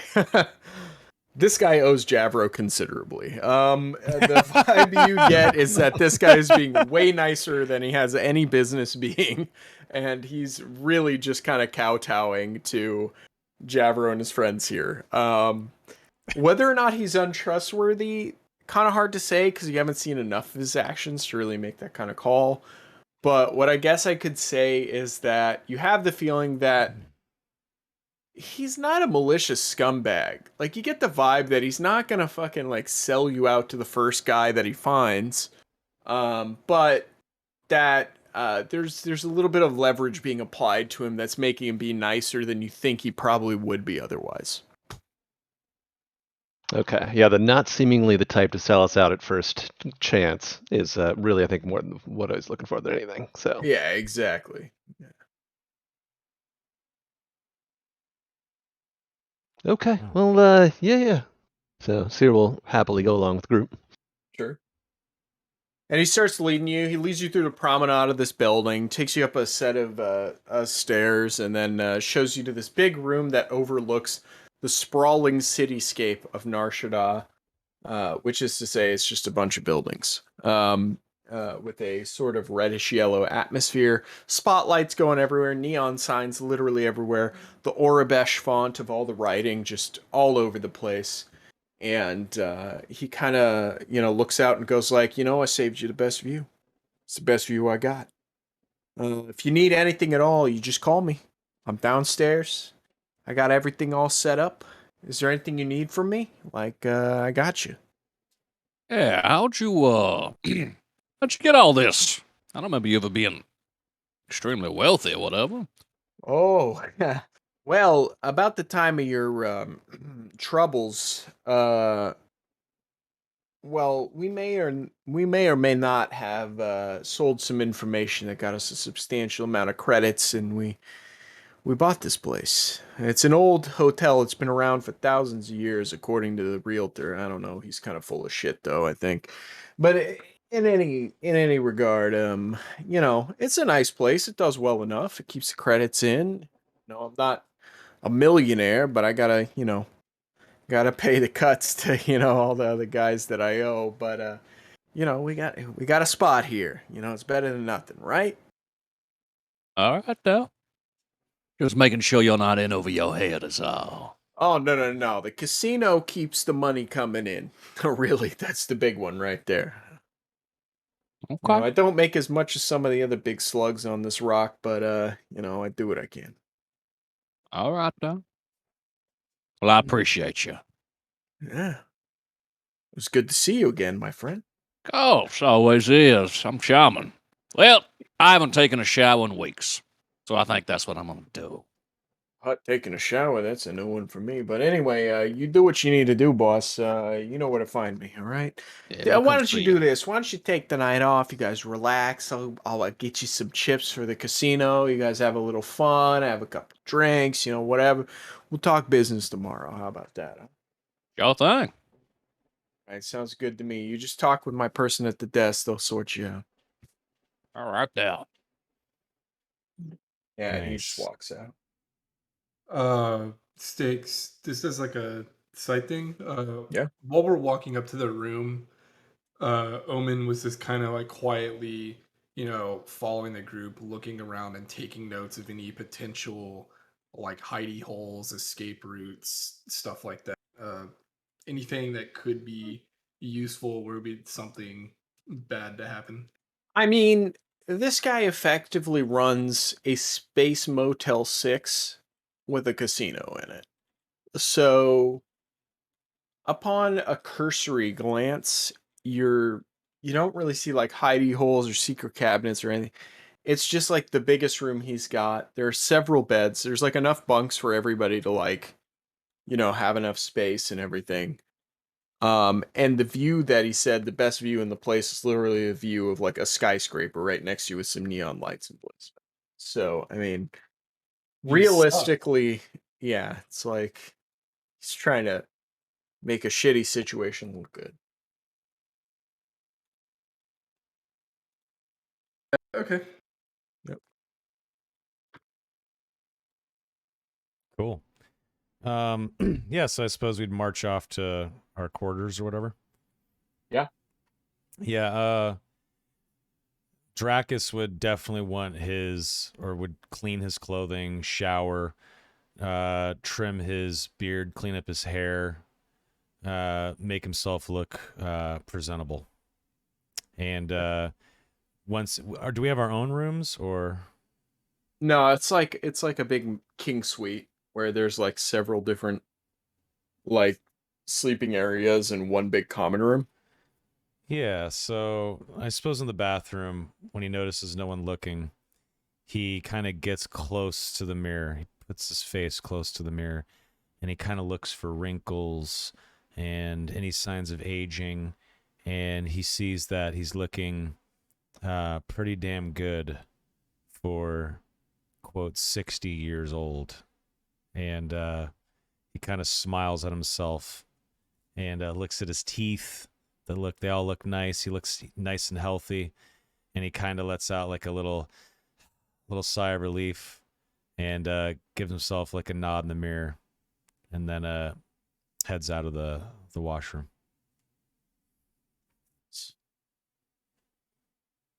Well, are you done? Yeah. Okay, sorry. Yeah, I think while you're in the washroom, like let's just pretend that's still going on when this happens. Omen will approach Seer and kind of pull him aside to just like a empty spot in the room. Then I'll just be like Seer, that was some mighty fine piloting for your first go. Well, I appreciate you taking the time to show me a little bit of the intricacies of it all. I didn't get it right the first time, but I'll definitely improve. I'm a quick learner. Well, no one gets everything right the first time. We all gotta take our time and with emphasis, I say, take our time and observe our surroundings. And I'll kind of like lean in and just be like, I don't know how you feel about these other folks, but something just ain't sitting with me. This fella that Javro knows, none of this just feels good to me. I think it's good enough as it can be for now. I mean, we just broke out of an Imperial prison. Having a safe place to land, I think, is okay. I don't get any vibes from this Caston character that he's about to sell us out or anything like that. I think that he does owe Javro some kind of debt. I'm not sure what it is yet, but I think we're okay for the moment. I'll kind of I'll trust you on that one since I probably knowing Bothans, they did fight. They didn't fight in the Clone Wars, did they? Can't I'm sure remember. some did at some point. I'm trying to think what I would know about Bothans. Then you need to make me a. Yeah, let me Xenology. make a check. Well, it's either xenology or knowledge outer rim. I spent some This time in the Outer Rim. Bothawi is in a core world. It's definitely more in the outer rim than a core world. So Well, I think to know about the species itself would be xenology. xenology is more like it's like more biological markers though. Oh, okay. Yeah, if you needed to heal me and I had some weird anatomy things going on, like Yeah, and you've never healed a Bothan before, then that is knowledge xenology. That makes sense. Correct. Whereas like this is like more about cultural stuff, not biological stuff, which means like xenology you could actually use to be like, is this person a Bothan? Then you could Got use it. That makes xenology for sense. that. Okay. But in this scenario, it'd be like knowledge outer rim. I feel like to know more cultural stuff about them and like their history and all that. Okay. Let me kind of describe like what I'm wanting to get at here. Yeah, sure, go for it. It's less so the history and like culture of Bothans, and more so that like these guys are like known for like being observant spies and like. No, that is a cultural thing. Is a cultural thing? Okay, and then what kind of what modifiers would I need for this check? Well, that's a good question. I'd probably say it's a 2 purple, and I'd say it's 1 black because, to my knowledge, you haven't served with any Bothans, so I would put a setback on that. Yeah. Okay, make the check. you're trying to learn about Bothans in general, or know what your knowledge about Bothans in general, not me, right? Yeah, this knowledge in general. So it's a 2 purple, 1 black. You didn't roll against anything there. You Oh, I just didn't. forgot to Yeah, I didn't click click it. out. Yeah, that's fine. Roll it again. Yeah, so you don't know really anything about Bothans. And I don't know how to resolve those threats. I would probably say that you just really don't know anything about his people. You're not familiar with them. You don't know Maybe this too might be much dumb. about anything. Yeah. Maybe the two threats would be like I convey what I'm trying to get across, like in a bad way or like a insensitive way to Bothans. I'm sorry. Do you not like Bothans? Is that part of what's going on here? Yeah, are you trying to say I'm an asshole? I did put the emphasis on observe. No, not all of us are spies, goddammit. No, I don't know. Yeah, I think that would be a good way to do it. Actually, I'm gonna roll with that. So as this conversation like goes on, like maybe I'm just like, not all of us can be observant, and then that would, I guess, this is where this would happen. Oh, so I can pop a couple of locks and instantaneously I'm part of the spy net? Well, yeah, I kind of looks like what? Yeah, well, hold on. I'll be like, gotta. It's like I'm not trying to be I'm not trying to be no asshole, but I've heard a lot about, or not heard a lot, but I've heard stories of Bothans being very crafty.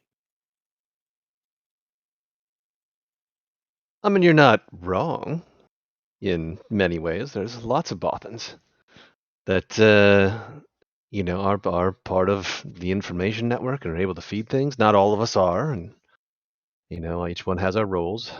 Clearly, Well, I apologize. I wasn't trying to imply anything that you're not.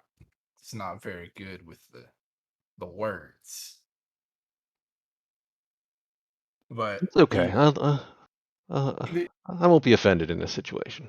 to say the point here is, friend, that you know this place, this where I come from, many folks would probably call a backwater, but when I think when I came here, this place just looks like fucking shit. So, as Omen is saying this, Seer pulls up an imaginary dead pad and just kind of starts punching fake things in while looking him dead in the face, like he's taking notes on him. I probably look impressed, to be honest. I'm like, damn, this motherfucker's good. But I'll just be like, look, I think we can help each other out. It's you seem like a smart fella and a good guy. Not too sure about these others here, and the Slowissy or the Snake Man looks, he don't seem too bad. That doctor, I mean, how bad can a doctor be, right? You ever heard of a bad doctor? I have never watched TV. Hey, there's no TV in Star Wars. Yeah. What? There's the There's holonet. TV. Yeah, this holonet. Now. Yeah. I'll kind of, look over at my shoulder. Well, what's Ellis doing right now? As I look over my shoulder to stare at him. I don't know if he's in the same room with you, because like I said, in this room, think of it as like a king suite. There's like a master, or there's a common area that's like the largest part, and then there's like separate kind of dormitories off to the left or off to the sides. So I don't know if he's in the same room as you.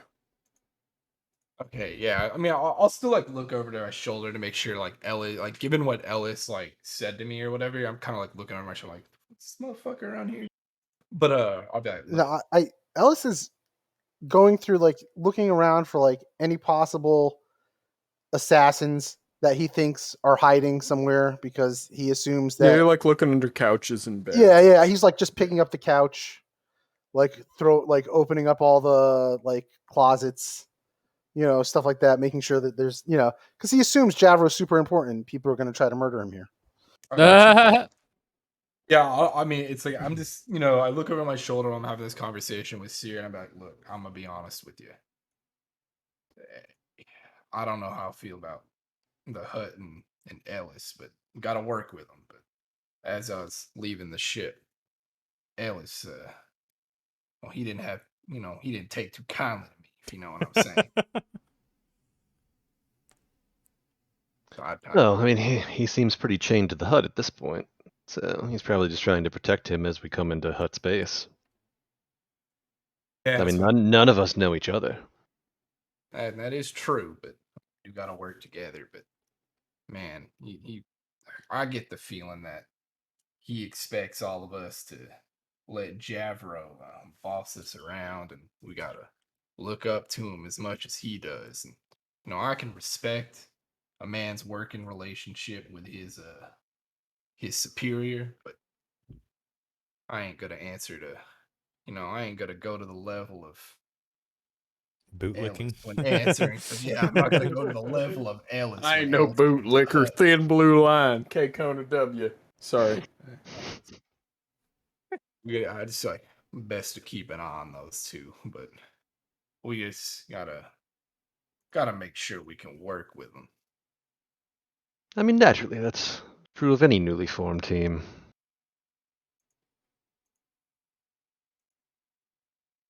I'll kind of I'll kind of looking at it's like maybe we can this planet's big, maybe we can find some other pilots that can impart some more advanced knowledge to you, so you can help me out in the cockpit. I think if we can find a little bit of work, we'll start to understand some true intentions for some of these other people that we've haphazardly fallen in with. I'll nod at that, and I'll just I'll kind of like extend a hand to shake it, like, again, sorry, I didn't mean to fiend you or nothing. It's just, yeah, I'm not too good with these cultural matters. So Seer looks at the outstretched hand and pulls up his imaginary data pad again and starts putting his finger on it. I look kind of dejected, but you know what? I'll take it. Fuck it. I think with that, this is a good spot for our first break now that we've settled on the planet. Can we do that? So take our first Absolutely. break. Yeah, All we'll take a 10-minute break here, folks, and then we'll play it to around 11 o'clock. A few minutes before 11, a few minutes after. We'll see what's happening with the session. Yeah, 10-minute break. See you guys at 8:58. 8:58. See you soon.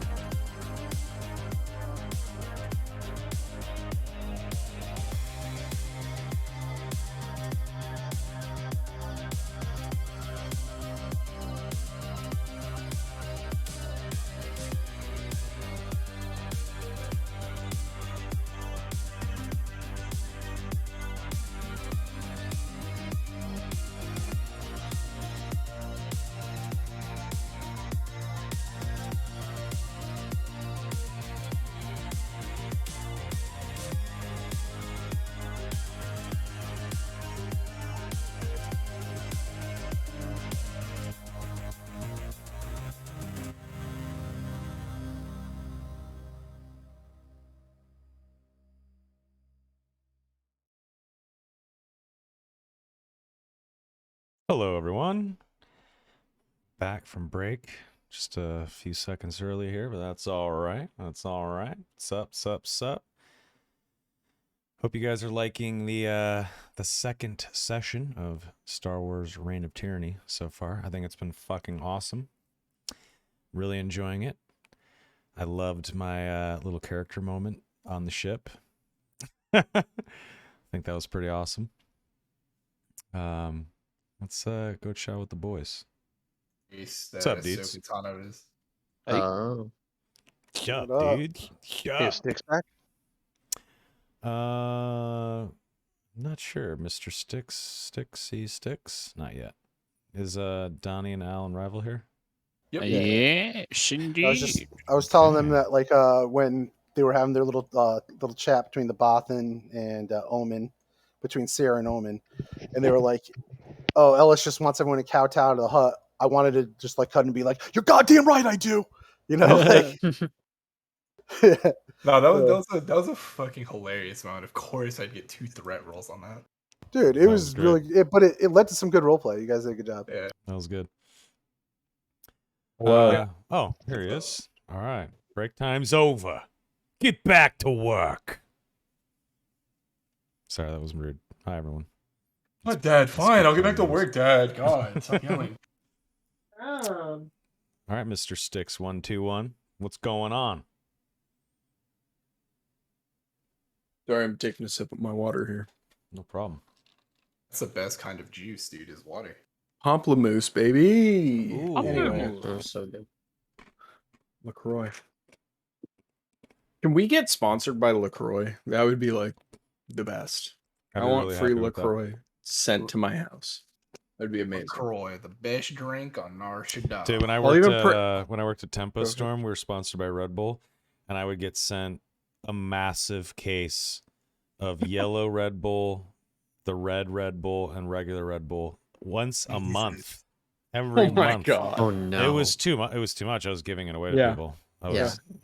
Yeah. It I was like, how much is a case of it? It was Yeah. how many dozens and dozens of cans every month. It was too much. It was too much. Jesus. But I kept I'd all the probably yellow have, ones. like- I was drinking Wasn't it like those yellow 24 or ones. 36 or something like that? It was too much. I was literally leaving. I was bringing them to friends. I was giving them a couple of boxes to each of my roommates. I only worked at Tempo Storm for 6 months though, so I got 5 months worth of Red Bull cases. It was too much. I got diabetes, I'm pretty sure, drinking about 200 fucking cans of the yellow shit. The yellow Red Bull's good, by the way, but that shit's Right. trash for your body, so I don't drink it. I can't handle any energy drinks. They all make me feel like absolute It's booty cheeks. of course because it's fucking poison. Yeah, it's really bad for your heart. It's like Body's doing breaking cocaine. down. It's liquid cocaine. Let's be As real. someone who gets kidney stones, please don't drink any of that. Yeah, there you Oh, go. That's Yeah. one of my sucks. legitimate fears. Yeah, that's a Yeah, that's a fear of I'm mine. scared of that too. Speaking of, We'll I'm gonna drink save some that fucking water. conversation for. Yeah, I'm try to about to piss shot out a stream. marble and see how happy you are. No thanks. Okay. So, that being said, if LaCroix decides to sponsor us, I will even pronounce the name properly and call it LaCroix. La Croix. I promise. That being said, I just want a lifetime supply of pamplemousse. Let's be real. Pamplemousse. Yeah. So, you guys, it's funny that we pronounce it with the German accent as a joke, even though it's a French word. Mm-hmm. Fuck me. All right, so I guess you guys spend the night in the seedy Motel 6 in Space Atlantic City. Hell yeah, sounds like a great time. Nice. I mean, I would do it. Anyway, and when you wake up, it looks exactly the same as when you went to sleep. A very dark red atmosphere with spotlights everywhere, neon lights shining in your face. There's no way to tell whether it's day or night or anything. You just know you've slept for a while after you've gotten up. Is there anything you guys specifically have on your agenda to knock out that you would like to do? I do have one thing that I'd like to get taken care of. Okay. I want to say Omen would kind of wake up earlier than the rest of the group here. Like maybe Okay. by like 2 hours, let's say. Okay. And during that 2 hours, I will find my way to the nearest barber shop. Nice. There's probably one in the hotel. Let's be real. Yeah, there's probably one here. So no problem. I'll just kind of wander in as nondescriptly as possible. Just trying to keep it cool. And I totally didn't arrive here on an stolen Imperial shuttle. That never Yeah, happened. totally. Well, I mean, that's everyone on Arshadok race. Yeah. Don't worry So I'll just kind of like saunter on in there. And, Yeah, you know what I think? This is an homage to Donnie's potential first character that he wanted to make. It's a Toydarian bartender. So he's like flapping around on his little wings.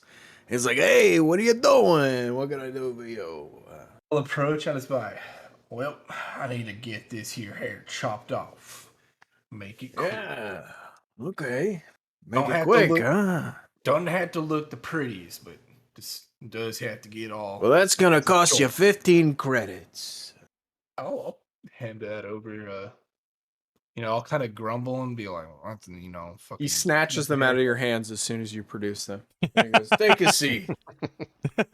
I kind of look at him like, God damn. Yeah, and you sit down, and he cuts your hair, and you end up looking just like your sweet baby little token right there. You look like this, and your hair's nice and cut and clean. Whatever facial hair you've had has been shaved off, and you look fresh cut and ready to go. And he says, what do you think? I'll look at him and be like, well, for 15 credits, this is looking mighty fine. I know I do the best work in this part of the sector. Come back anytime you want. Now get out of here. I got someone else coming in. I'll just kind of get up and walk out. There's a. Yeah, and he just like follows you out. You can hear his little wings flapping in the background, and he's like zipping around. Yeah, I'll probably, given. How long would you say this haircut took? Like 10 minutes? Yeah, no, like 20, 30 minutes. 20, 30 minutes? Okay, Standard yeah. haircut time. I've still got some time, so I'll find my way over to the bar, the closest one. Get the cheapest, nastiest drinks in town. 'Cause this is a Motel 6 after all. Send me some Juma Juice and keep them coming. All right, yeah. So they sling you a cocktail. The guy behind the bar is. Gotta find a picture of him so chat can see.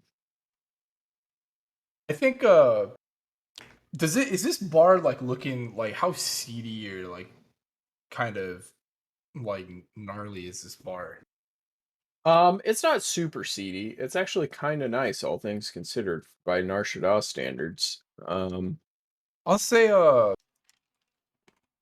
a let's say- hotel bar. It's not too bad. It's not too. yeah, fucked let's up. say I spend I'm gonna say I spend like 50 credits and to spend like the remaining time up till about like say 10 or 20 minutes before the rest of the party wakes up. I just kind of want to sit at the bar and just like listen to conversations happening around me and see if I can hear anything Make interesting. me a perception check with 3 purple dice because it's kind of loud in here.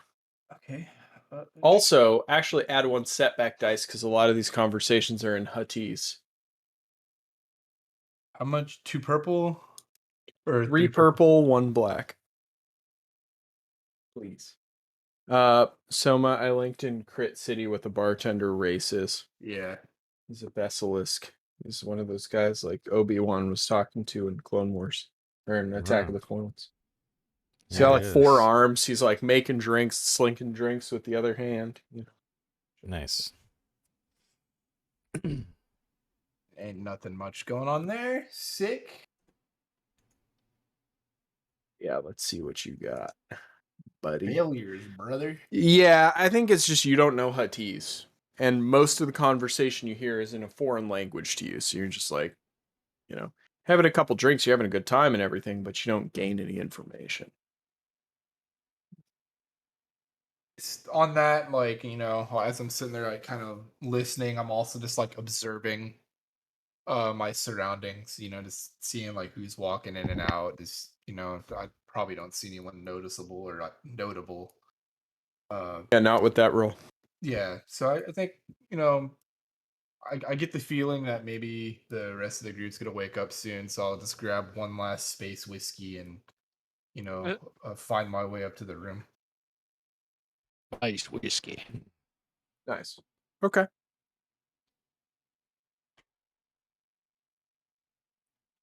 All right. Anybody else have any agendas on the docket for the day? I'm I'm sure I'm gonna not want the to only do. one. Oh, I do want to do a little bit of shopping. Is there a rarity threshold that we can just kind of buy things? If I want to get like a utility Well, I belt. mean, you're on Nar Shaddaa, so you can find anything anywhere. It just depends on price. Right, but I mean super basic things with rarity of 0, like a utility belt. Oh yeah, I mean, somewhere local to here, you could probably go out and find like the nearest standard market and buy things like that. Yeah. Okay. What do you want to get? Yeah, I mean, that's right now. I want to get a utility belt and some stim packs. Okay. Let's find that. That's under tools, right? Is a tool a utility belt? Yes, it is. 25 credits for that. Yep. And then stim packs. Ooh, yes. All right, what do we got? Stim packs are 25 per. Yeah, I'll buy 2. Okay. Very good. Very good. Okay. I think Dracus, when he wakes up, just sort of rinses off, makes sure that he looks presentable, puts on his clean clothes that he cleaned the night before, and goes out to like a seating lounge area. After maybe he's found like a light snack and some water, and just kind of patiently waits for everyone. Doesn't really say much. Just kind of looks around and nibbles on his light breakfast, and that's it. All right, I'll say that Ellis has been sleeping in the common room, buck ass naked on the floor this whole time. And he wakes up, I guess, when Dracus comes in and starts eating his breakfast. And he just stands up in front of him, stretches, lets it all hang out. And it's just like, where's everybody else? Sorry? I'm not He's entirely just like, sure. do you know where everybody else is? Breakfast time? Are you talking to me? Yeah. Oh, He's sorry. out. So Ellis is Yeah, out in the common room, sleeping on the ground, buck ass naked. When you came out, it woke him up. Yeah. He stood up. Yeah. Dracus doesn't really bat an eye, and he says, I'm not sure. Just waiting for everyone to be gathered so we can hear what this friend of Javro's has to say. And by the way, you should probably get that growth checked out, yes? And he kind of points towards your inner thigh. That's my. He points towards. I'm never mind. I don't even know how to respond. It's so good. You can just say it's my pubes. I don't know. I can't even. It's so funny. Ellis is just gonna nod and start getting his clothes on. It's intentional. That's so good. Oh man. It's called a penis. I figured you as a doctor would have seen one before. That's a fat dick. Drac is just admiring, bro. Yeah, that's what he was referring to. Clearly, Yeah.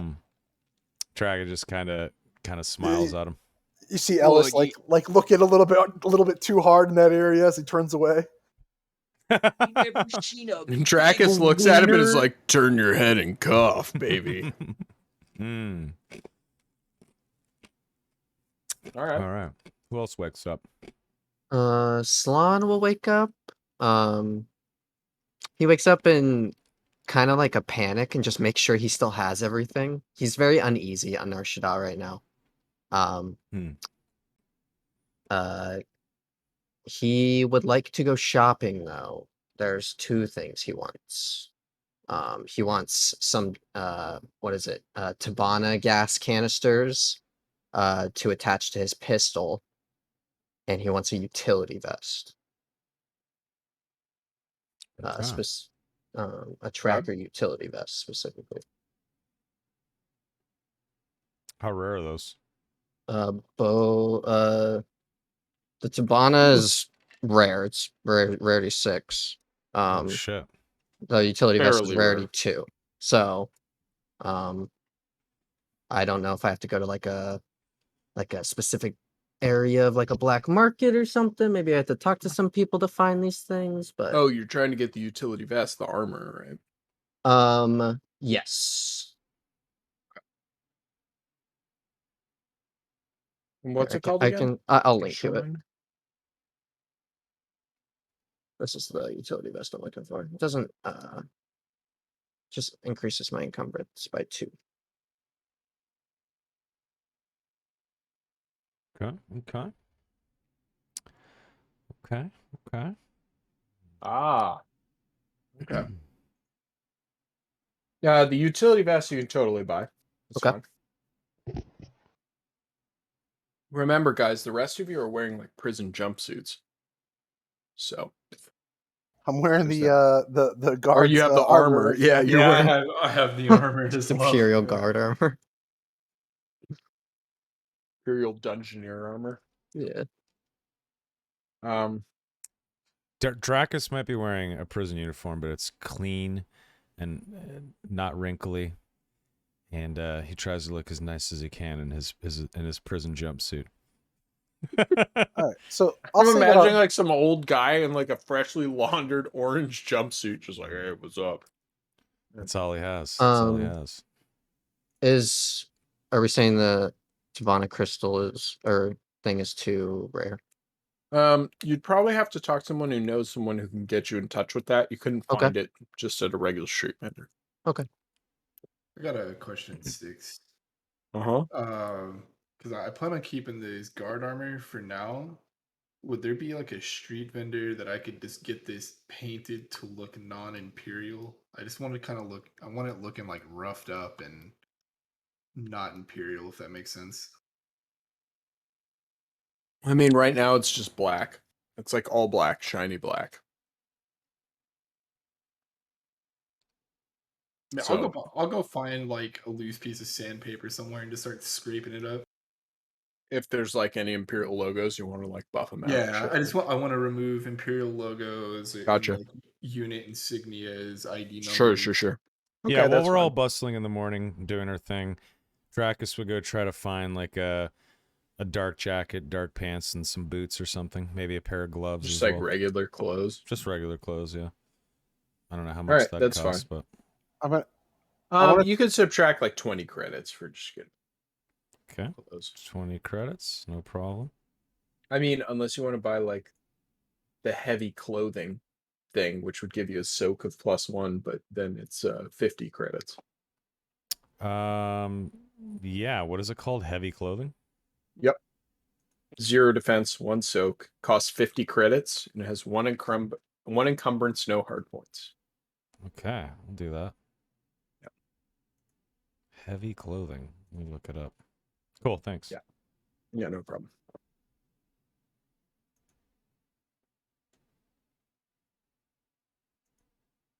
Yeah. Okay. Okay. I'll do that. Donnie, is there anything you want to do today? I don't think there's anything Jabber wants to buy, to be honest. Okay, but is there anything you want to do?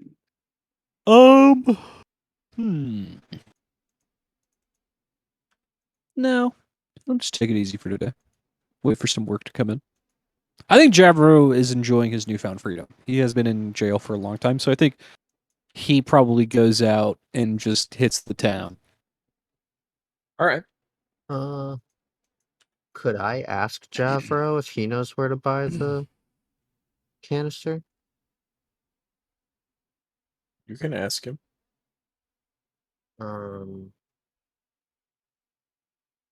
Okay. You I don't think have to ask me for permission to talk to another player, by the way. You can just do that. Would you like to ask me? Yeah, Son will find Javro, and kind of come over sheepishly. Hey, Javro, I have a question about a weapon part. All right, there. Go ahead. Yes, it's a how to describe? It's a canister of Tabana gas that I can attach to my pistol here. I take my pistol out and I start like explaining it as if you know as much of this as I do.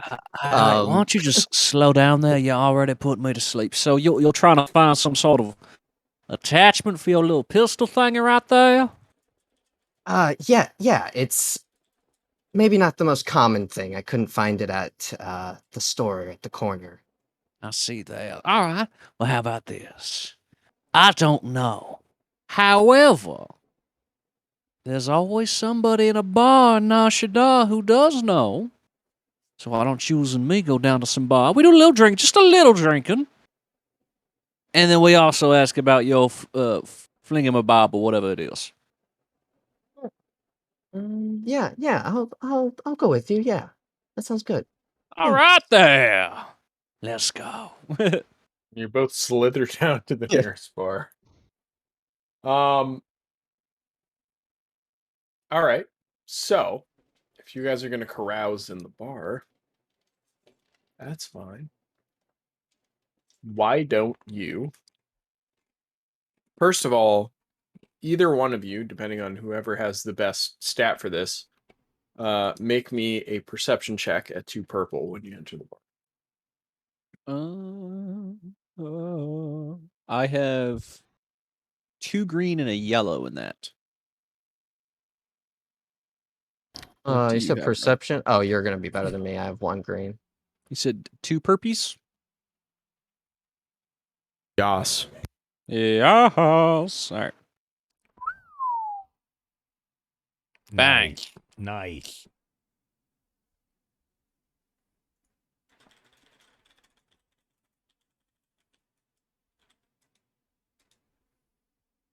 Sorry. Javro, you see none other than Caston sitting at the bar, drinking away.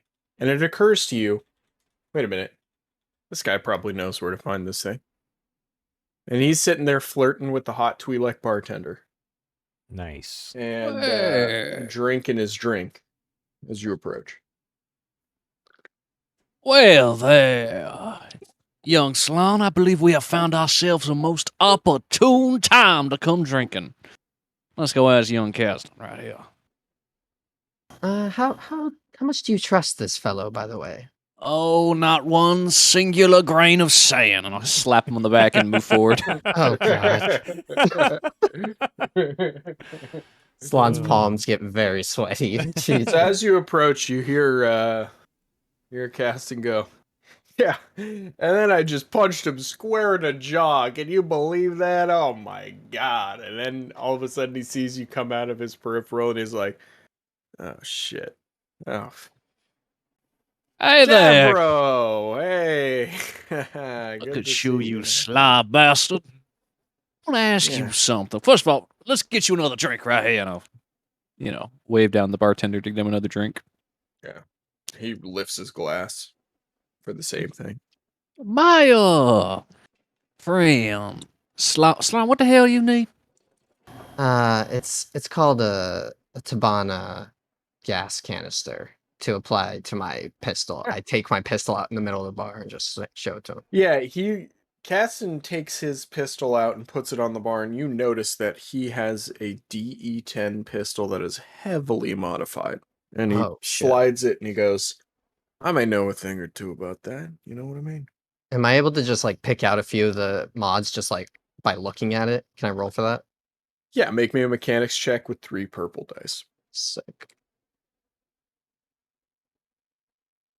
Oh yeah.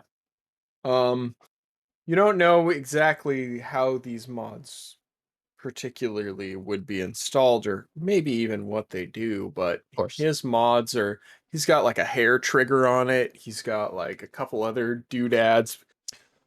In other words, if this guy gets in a firefight, his pistols will handle himself for him. Yeah. Oh, that's awesome. Yeah, Slan's eyes like light up as he sees the pistol. Um, where did you get like he just starts pointing to parts. Where did you get this? He's easy, kid. He pulls his pistol off the table and holsters it. And he goes, "Listen, man. It's been a long time. I've been doing this for a while. I've been flying people around. I've been doing all sorts of things, okay? And over the course of that, I may have had a few bells and whistles to my little girls right here, huh?" He motions to his pistols. And he says, "Listen, you want to know where to go? I'll tell you who to talk to." And then he slides you a hollow card, which is mostly clear except for bright fluorescent Orabesh on it. And he goes, "You want to talk to my boy over here? His name's Enak. He may not look like much, but he knows just about everyone who sells anything in this sector." Okay. Should I tell him you sent me? Yeah, tell Okay. him I sent you. Maybe he'll give you a discount. Maybe he'll tell you to fuck off. I don't know. All right. Thank you. I appreciate this. No sweat. And if you guys are looking for work, you come to me, all right? I'll give you a job. Call it. Well, I mean, shit. Well, hell. Yeah, now that you Well, mention it, Yeah. anything repaired? Ooh, repaired, maybe, No, but not doing that. Slow. I'm good at if you want to repair. actually make money, you talk to me, okay? I know some people, all right? Only We're job interested I in have- making money, Mr. Caston. Listen, the only job I have right now is a job that involves you ferrying some mysterious cargo from one place to another and not asking any questions. And God help you if you open that case. Don't open the cargo. You just take it from one place, drop it at the other. You get your credits. You make some friends on this ridiculous city we live in, and you go on your way. You know what I'm saying? Excellent. Sounds like a job perfect for us. All right. Well, get everybody together and then give me a call. Oh, we got the lowdown on that new ship. Okay, you do this for me, I'll get you a new ship. I'll hook you up with the guy that I know. All right. Oh, That's fair. Easy peasy. What do you want to meet? Your room. All right. Let's meet in a few hours. I'll give you a call. Sounds good to me. You know where to find me. Yeah. I think Jever will chug the rest of his drink. All right. Let's go buy your pistol jig how whatever. God damn it. yeah. So Let's. I linked what Caston's pistols look like in Oh, that's so Crit fucking City cool. chat. One day. Nice. One Nice. day. Yeah. They're sweet. They look cool, guys. They look like that. That's a D10 pistol. It's pretty sick. Yeah. All right. So you guys go and buy your shit. Yes. Very nice. Very nice. Okay. All right, so Rival, Mm. when you walk up to the sector where Enak is, it's lower in the city than this. You probably have to take like a speeder taxi to get down there. Yeah. And it's lower in the city. It's a little grimier and grungier. In fact, you know, it just it's a lower part of the city, so it's all grimy and grungy. Think like cyberpunk streets, neon I signs gotcha. everywhere, but like dirty and dusty. There's probably sparks flashing every other place you go to. Yeah, getting closer And to when the you underbelly. Yeah, exactly. And when you come across the person that you were directed to, you see a guy who looks like this. Oh. Handsome fella. Foul. Donnie, you're a hut, so I'm not even going to make you roll. This is one of the species who are native to Nalhutta. This is an Yvakai, who are the slave race to the Huts. Back before the Huts settled Nar Shaddaa, or settled Nalhutta, these were the native race, and when the Huts came over, well, you can probably guess what happened. That being said, a bunch of them have been moved off world to all sorts of places. This guy has a shop in the lower recesses, and this is the man you were directed to. And What's his name? Enak. ENAQ. Enoch. All right. Jever's still with me, right? Yep. All right, What's his species 6? Evocii. EVOCII. cool.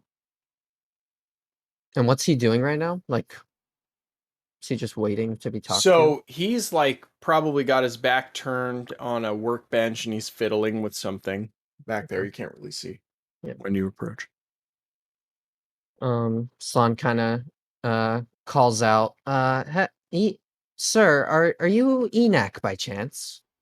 He stops what he's doing and he looks and he goes, "What if I am?"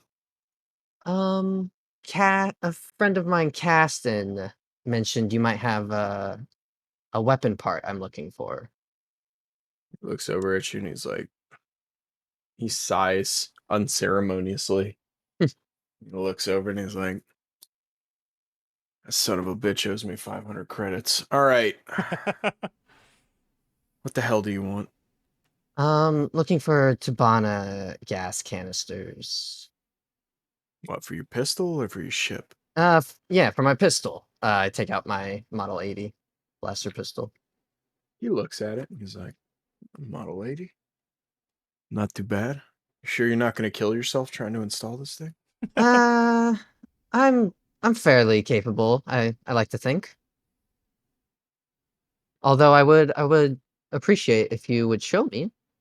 I would toss in a few extra credits. It would cost you a lot more than that. Here's what I'll do.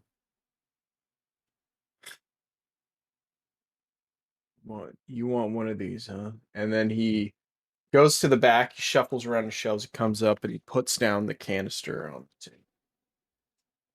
And then he says, "Well, if this is really what you're looking for, I'll see what I can do for price, though."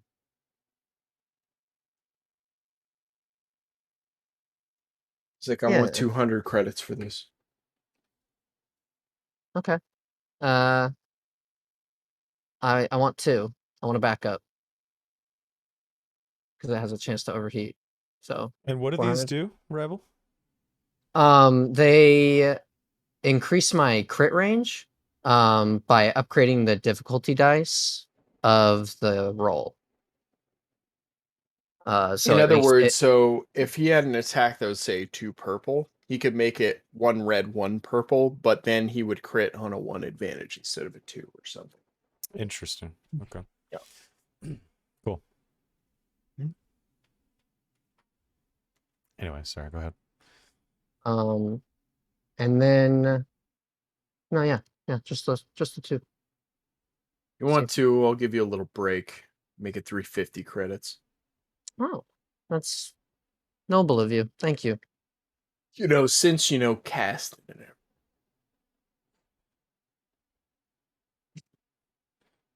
Slan kind of just like just doesn't pay attention to that. Takes the credits out. Said 350. Yep. Cool.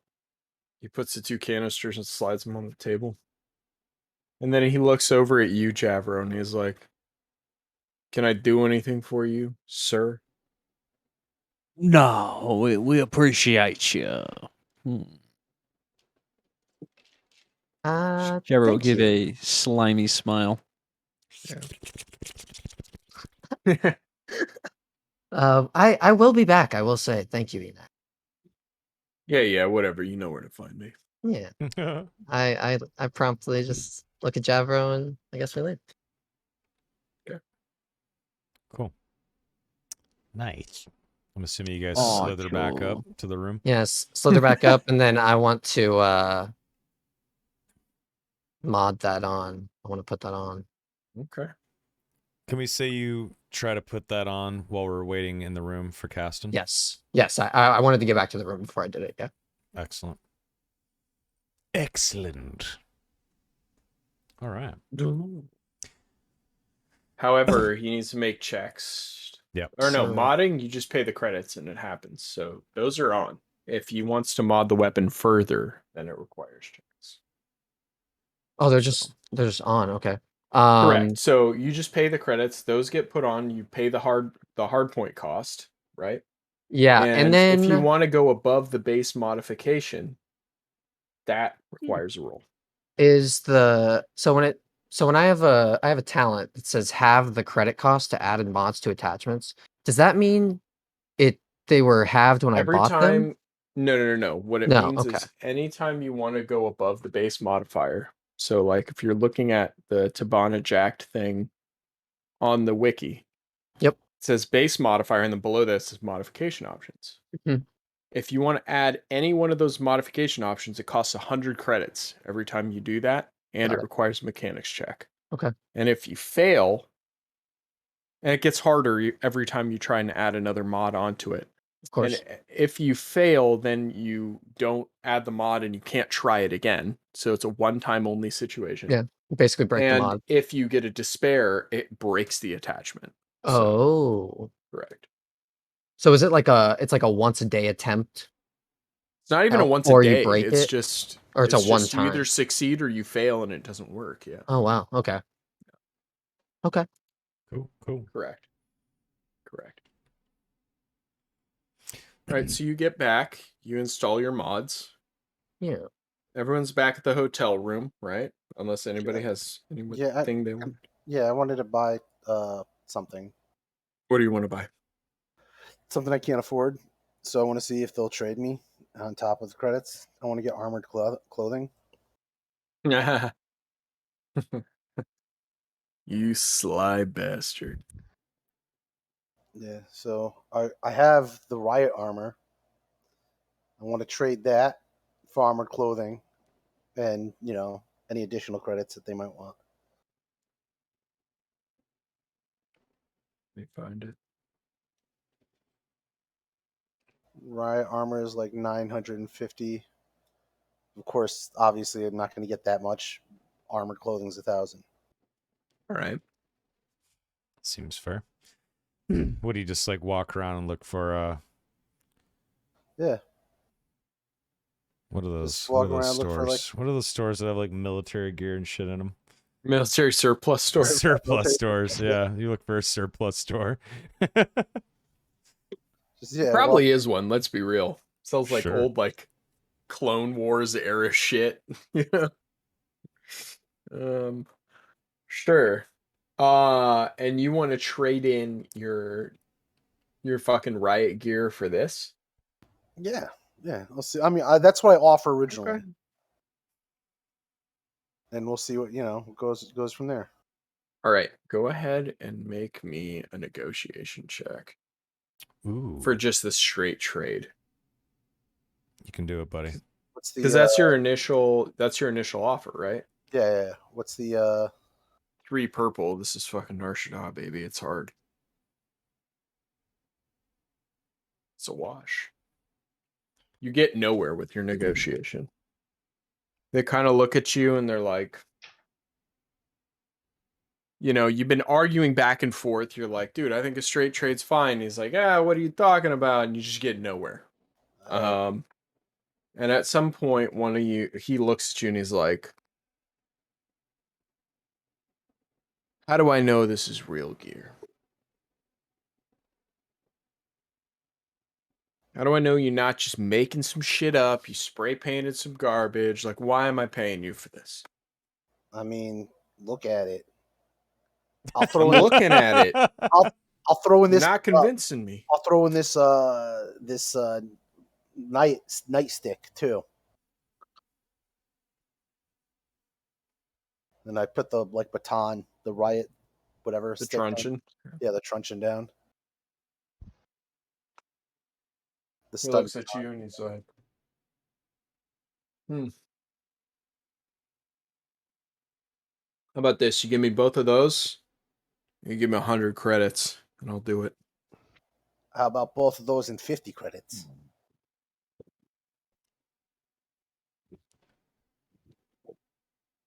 I walk away happy, and I tell people this is the best shop on Nar Shaddaa. Everyone knows that's not true. Don't give me that shit. Yeah, but I'll make them think it's true with my fist if need be. Kind of looks at you. He's like, I like your style, but I don't know if that's gonna work. No. Yeah, it's an offer. You know what? I'll take your offer, but you owe me one. Next time you're out doing whatever it is that you do, you got to bring me something back for free that I can sell. What if there's something's real good that doesn't? I'll just give you the 100. Deal. All He right. shrugs. That was so Ellis. That's hilarious. Damn, if only we would have brought that Imperial officer, you could have given him that to sell. True. We wanted to sell the Imperial officer, but he Oops. died a septass. Yep, Sepsass. All right. You have your armored clothing now. Nice. Thank you. That's it. I'm done. I'll be. So while I'm at the market, there's a couple of additional things I'd like to do. I'd Okay. like to find somewhere that sells some slicing gear, which shouldn't. It's not a restricted item. It's just a little harder to find. But then I'd like to try to find a lockpick set, which is technically a restricted item. Yeah, for the lockpick set, you'll have to find a way to get in contact with our buddy Enac. Okay, and I wasn't there for that whole interaction, so that can wait. Correct. So you're gonna have to find a way into that. But as far as the slicing, I'm sure there's like some electronics kind of computer, the equivalent of what a like micro center would be or something that has like Yeah. computer gear in it. Yep. I'm okay with that. Okay.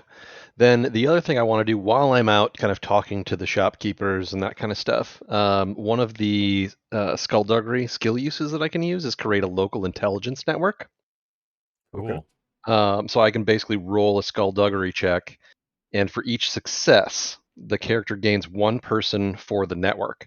Each person in the network adds an automatic advantage to the character's streetwise or mission-related knowledge checks that connect with this local network. So if I'm looking for something or information or that kind of thing, each person that I get with a success helps give me that advantage. Well, fucking A. Sick. So base is 2 purple, but it's Nalhutta, so I'll let you choose the difficulty on that one. Yeah, I was gonna say it's Narshada, so it's complicated. There's so many people here. I'm gonna make it a hard check because you're a fish out of water here, and it's a huge city. So Okay. landing on anybody's probably gonna be pretty difficult. But yeah. Okay. So 3 purple check. Hard. Yep. A hard check. Oh! So you have 3 contacts now? I have 3 contacts, which Fucking means I also sick. get 3 advantages to things when I'm using that contact network here. He's like, That's you think awesome. Javro knows people? Watch out, Nah, bitch. you have no idea. Yeah. Nice. And then I'll head back after establishing this little network. Let's Sure. make sure we're good about explaining what's going on. So he got 3 successes. Right. That's what the little explosion is, just to remind you guys. The good shape. The good shape. Yep. Yeah.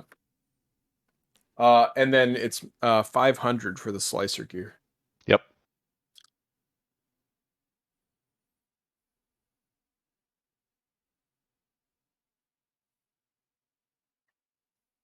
Okay.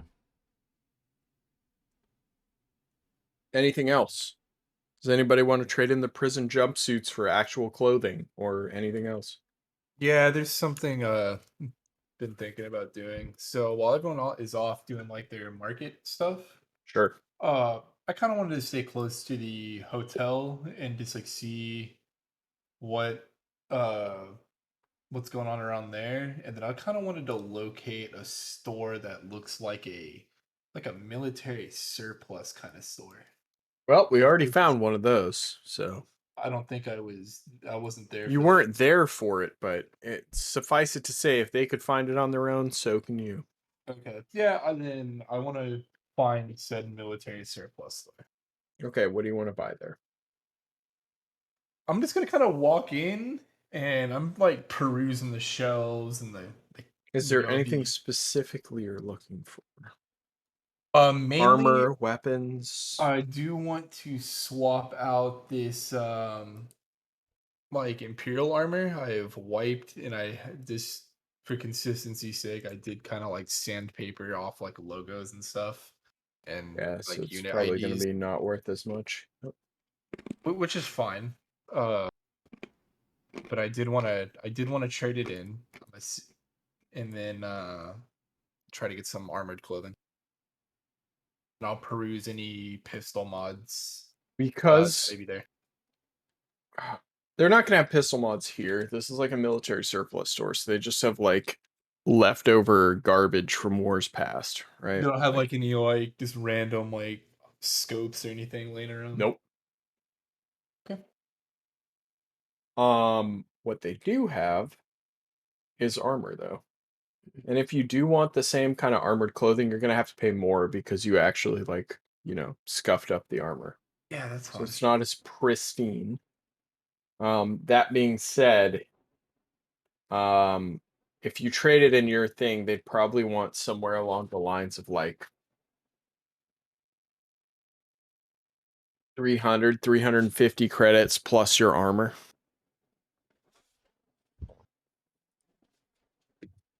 For the swap. And just remind me, like, does this shop like the shop owner? Did we say what race he was? Is this the Yavakai dude? No, this is a different guy. Okay, I think he's just a human. human. Okay. Yeah, I'll do that. I'll trade that in, and then keep kind of perusing. I'll ask him. All right. You have to subtract 350 credits, and then you get the armored clothing. And lose the other armor, of course. Yep. Yeah, he doesn't have like any weapons attachments because a lot of that stuff is like, Imagine It's not- restricted. well, not all of it's restricted, but a lot of it is like higher priced and stuff. Like you might see like an old bayonet. You might see like an old, it's another good one. Like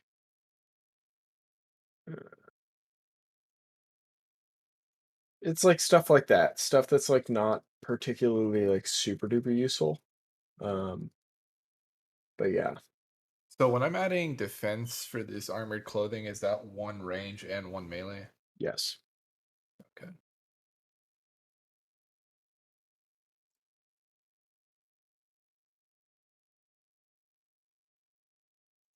And then it was how many credits? 300? 350.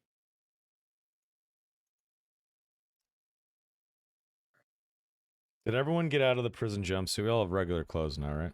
Walter, did Yeah, I you get think so. clothes? I mean, I don't know if they have a prison jump condom for Donnie, but I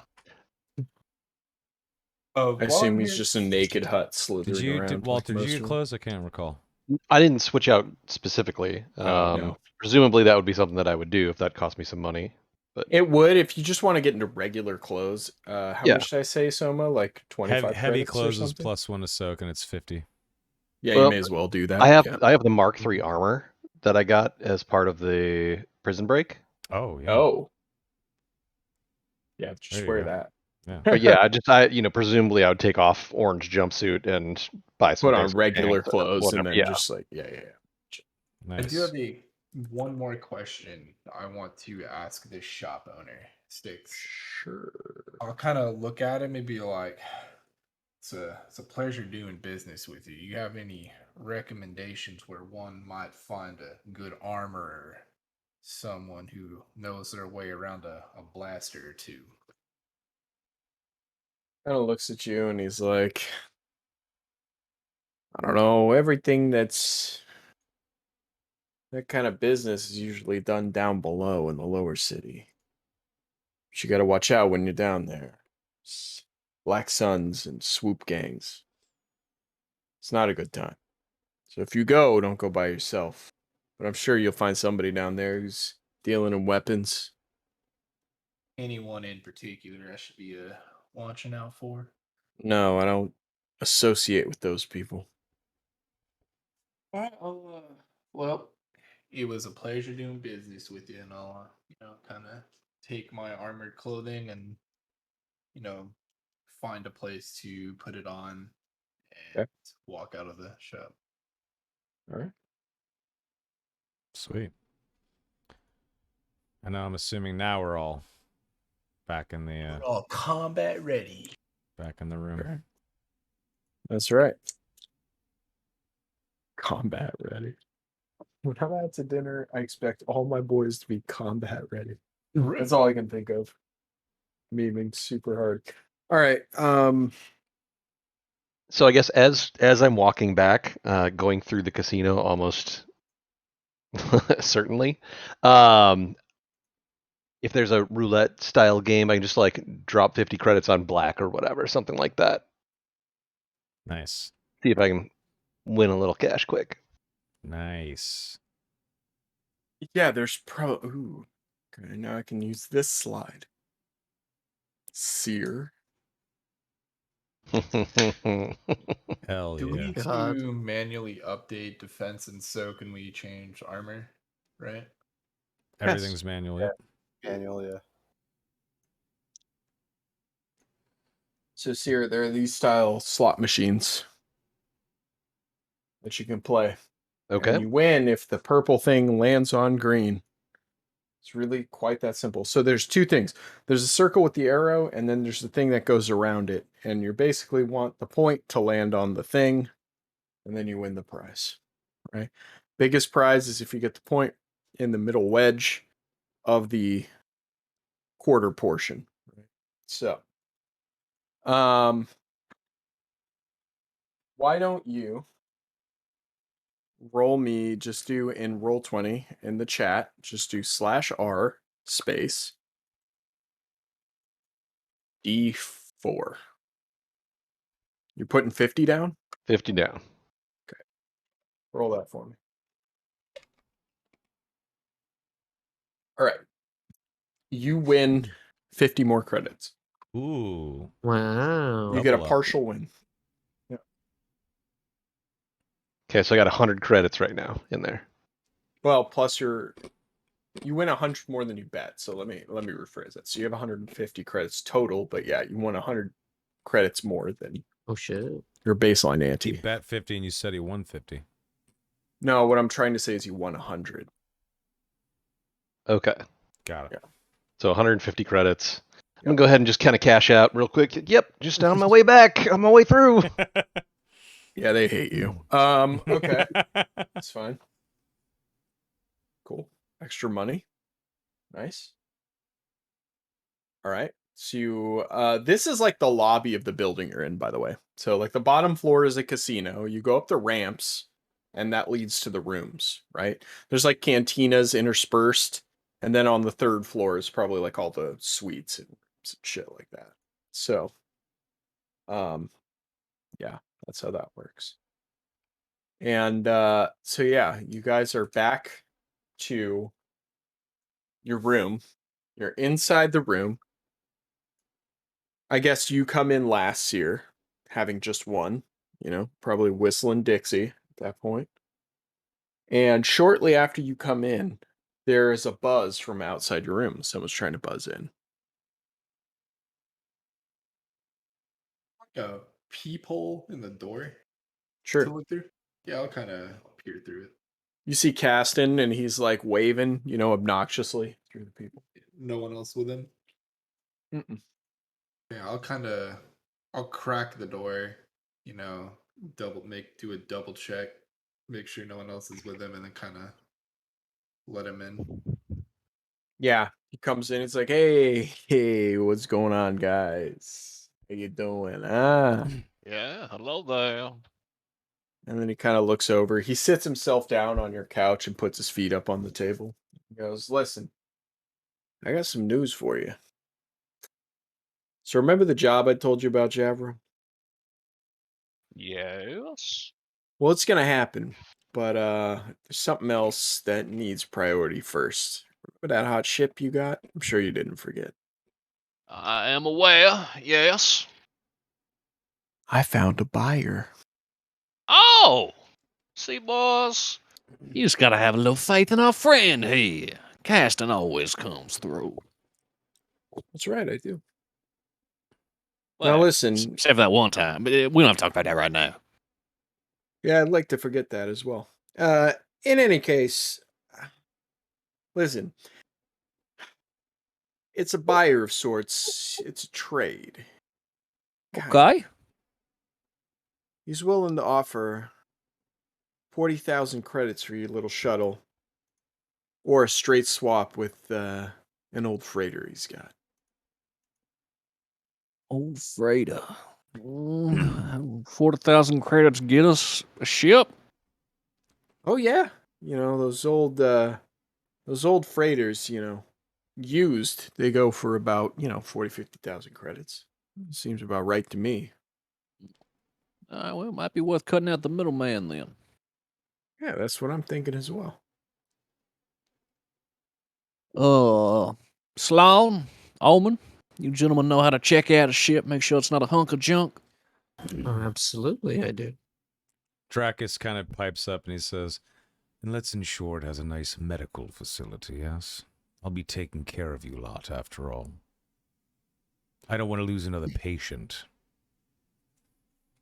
Yeah. Yeah, I'll look over at Dracus and be like, yeah, that sounds like a mighty fine idea. I'd hate for the doc to lose another one of his patients. It is rather regrettable.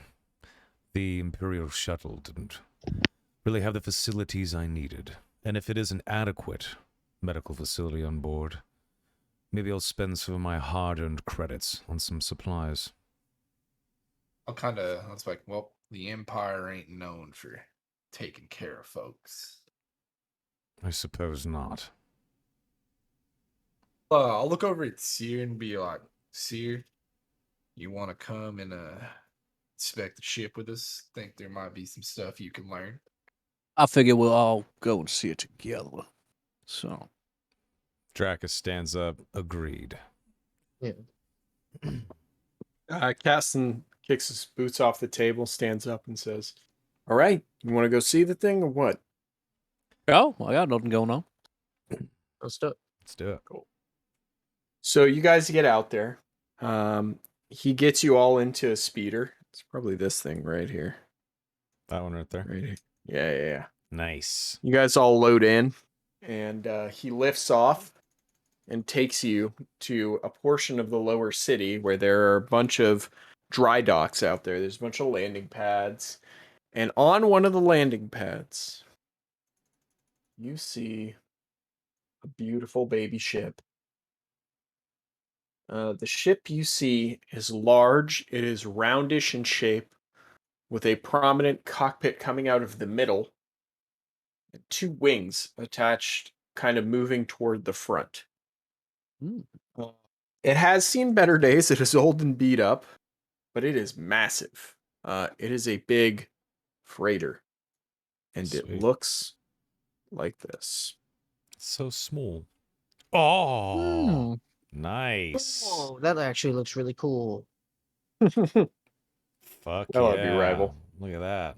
Well, that looks like a cool ship. What do you mean? That looks awesome. And so he comes up to you and he's like, "That's the one. Now, I know it's old, it's beat up. Well, we'll take a look around. Maybe it's still got some miles left in it, you know." Oh, whatever. And Hell then, yeah, let's go take a look inside, shall we, kids? Sweet. Yeah. Yeah. I love you. I I love you. I love love you. The band's gonna make it. I'm opening up for Menudo. I love that you got that reference. Oh, jeez. Pablo Francisco is amazing. That stand up particularly. That special's great. Shave your neck. It's dirty. Let's take a peek. All right, so I'll show you guys the interior, right? I think it's time. Cool. Take a step on board and check it out. There she is. Da-na-na-na. Whoa. Big ship. That's sick. This is way bigger than Nice. what than the fucking shuttle we have. Holy It's way bigger than the shit. shuttle. Yeah. Now she's seen some better days. It's big, but it's a piece of shit. Is that what you're trying to say? Yes. All right. It's big, but it is subject to failure. Big old turd. So I'll give you guys a walking tour before you guys get back into character. Sweet. On this ship, this is a YT-2000 freighter from Karelian Engineering Corporation. It is, as you guys have probably noticed, the largest freighter that they give you for the civilian market. And that being said, it has 2 airlocks and loading ramps. In the center of the ship, you will notice that there's kind of a central kind of area. You have a gunwale ladder that goes both up and down, as there are twin mounted turrets on the front and the bottom. Nice. Off to the side, On the top we and the have bottom, or the front and the bottom? dorsal and ventral. You said top and front bottom. and bottom. Top and bottom. I meant to say top and the bottom. Yeah. Copy. If we go I mean, space I'm a north, switch anyways, so. Anyway, sorry, go ahead. no, it's okay. That was funny. If we go space north, we end up in the equipment locker, which has 6 lockers that people can use to store combat equipment or whatever. If we go clockwise from there, we have a tech room that has 2 droid charging stations, a tech bench for, I don't know, modifying things and whatever. And then if we completely go clockwise, we have the refresher suite, the shower, a few bathrooms, the essentials. And directly south of that is another loading ramp and airlock, as mentioned earlier. To the rear of the ship, we have a port and starboard cargo facility, so you can haul Loading things. elevators as well. Yeah. Actually, these ones don't have loading elevators. You have to do it by the ramps, which is kind of annoying, but So we it's have to an old hunk of carry it in junk. this way. These Correct. don't work, and we have to carry them through the door. Correct. Got it. I mean, the things you see in there are like just boxes to represent that it's a cargo hold. Got it. To the rear of the ship is the engine room, with the massive sublight engines behind it. Towards the fore of the ship, we have the lounge to the starboard side, which has a seating area, an auto chef, and a bunch of other areas to just like, sit and chill. Wouldn't this be on the- port on the left? It is port, you're right. Yep. Fucking backwards, my bad. Going to the starboard side, we have the briefing room / astrogation area. This is where you can plot in courses. You have a holo table there. You have all sorts of shit to make whatever plans and routes you want to make. And then going clockwise from there, we have the medical suite with a medic's quarters. Moving towards the neck of the ship, we have the crew quarters first, and then a pilot and co-pilots, though the co-pilots has been modified for hut use. Just, because as one does. And then the 4 is the sensor suite and the cockpit. Now, the cool thing about the YT-2000 is that the sensor suite and the cockpit are the escape pod on this ship. So if your ship is being damaged to the point of no repair, you can jettison that entire 4 section into space, and it is capable of getting you to safety. So we'd get inside the penis That's head really and cool. launch off the shaft. Correct. Damn and right. ejaculate into space. Correct. That's absolutely correct. That's perfect for this group. So this is the ship that they're showing you around, and the owner looks at you and he goes like, listen, I know she's old, she's seen some shit. She's gonna need a little work. But hey, I'm willing to take a hot item off your hands here. And I'll give you this. What do you think? What is this little console right here? It's just part of the lounge. It's like part of the kitchen stuff. Got it. Am I able to do like a mechanics check and give it Oh, like yeah. a see how Do you want to terrible like this give a ship is? once over of Yeah. the engines and shit? Yeah, sure. Exactly. Yeah, Dracus will totally. check out the medical area Okay. as well. Yeah, We'll get I'll The go, we'll get there. infirmary. I'll Let's go do the engine thing first, since Rival spoke first. Okay. Why don't you make me a mechanics check to the tune of 2 purple, because this is a fairly standard common ship. Holy Okay. think I did four, very four well. successes and 3 advantages, chat. The ship is in pretty rough shape, but you could definitely work with this. Yeah. This is something that over the course of maybe spending like a week or two modifying it a bit and like tweaking it and repairing it, definitely space worthy for not too much money. You're not gonna have to like sell the fucking farm to make this thing space worthy again. Yeah, we're not getting like scammed or anything. So Correct. that's awesome. He's Okay. giving you a pretty good deal, even though it's not space worthy now. Like you couldn't start it Of up course. right now and fly it. But if you were to spend, I don't know, like maybe a couple thousand credits, you could at least get it into space again. Yeah, you said like a week or two's time of actual like Correct. hard work. Okay. Yeah. Okay. Yeah. I mean, okay, so hold on. Someone said it only has 1 level. Yes, kind of. I mean, the ladders go up to like a turret area. So it's like a half a story, but not really. So, but yes, for the most part, it's 1 level. Yeah. How tall So- are the ceilings? Like 8 feet? Think Millennium Falcon. Like go back to, Star Wars. It's probably about 8 feet tall. 8 or 9 feet tall. Got it.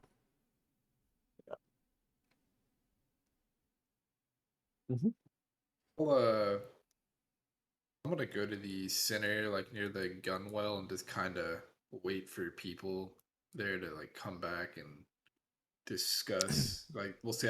Omen's been like walking around the interior of the ship, just kind of looking at things and seeing like what we need, or like seeing what's what.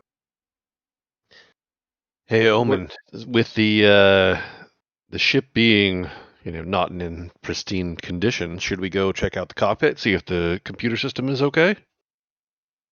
Yeah. Let's walk up there and I'll show you how to do that. Dracus, while you guys are walking up, Dracus would just quickly look at the infirmary.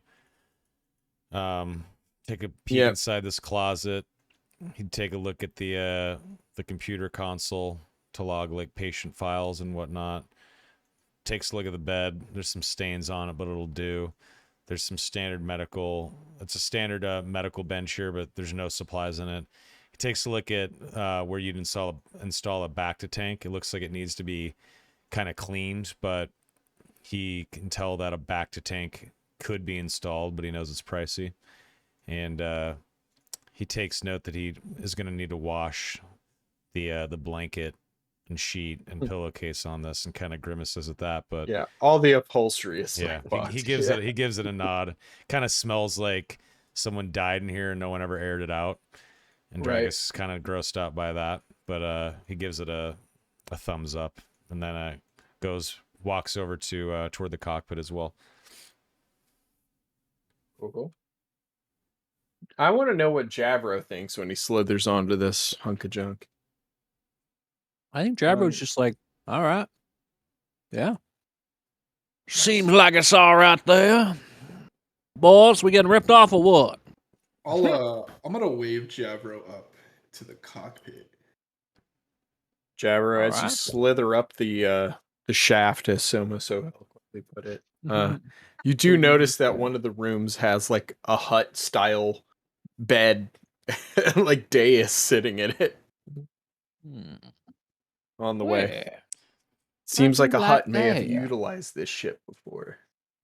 A man of sensibilities. All All right, what can I do for you, Omen? I'm gonna look at me like, Well, Javro, I wouldn't say we're, getting the best ship, but looks like this thing is, well, politely put it, a piece of shit. Can you make this piece of shit fly?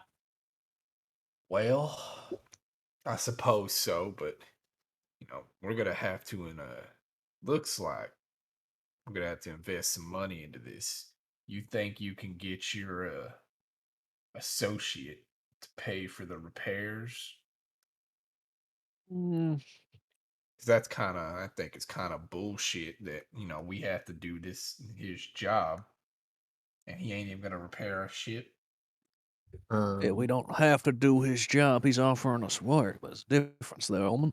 Well, we have ourselves this opportunity. Now, however, Mr. Caston, he's like a noodle, right? If you boil him properly, you can bend him any way you want. So I'm sure we get a forward payment on this job in order to get our ship up and running.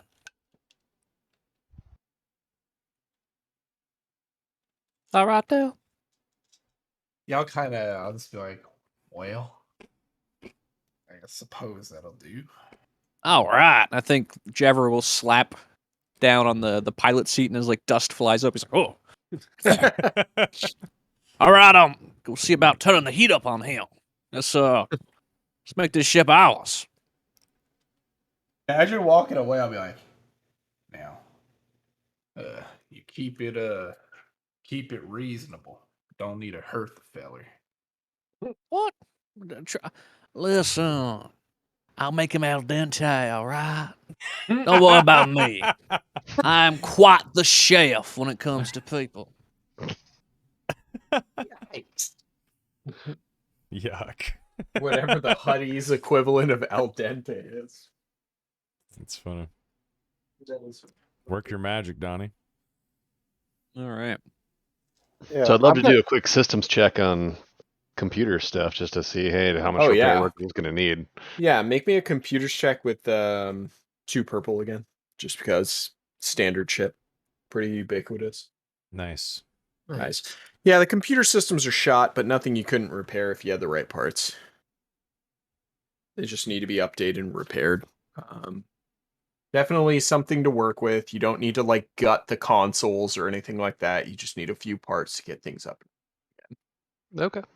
Yeah, seems like it's in fairly decent, surprising condition. I'll look over at Salon and Well, Slon's like across the ship. I'm Oh, I He's thought- like, I'm over here right now making a Okay, list okay. of engine parts and stuff that we need. yeah, I never think mind then. Javro will wait in the kind of foyer area with the prospective seller and Caston and wait for kind of all of our reports to come up as far as how much work the ship is going to need. And Dracus joins you. Yeah. hold on, I'll, I'll just throw your guys' tokens on there. I'll have to resize them. Give me a second, and you can just like move them around wherever you want to be.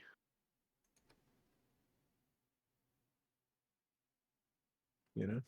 Yes, sir. Yeah, I think while I'm up here, I want to do like a check on the comms and see what's going on with those, unless that was included in the computer check. It probably would be because it's like all the systems. Okay. So, yeah, I would say that's included. Hey, what about flight controls? Same thing. That's all Okay. computers. Yeah. Yeah, with Yeah, 4 yeah. successes on it, I think that a whole diagnostics check was ran. Yeah, I mean, exactly. we'll say like while he was doing his check, I'm just like in the pilot seat, like messing with the steering wheel. I'm like, yeah, it does seem a little stiff, but it's workable.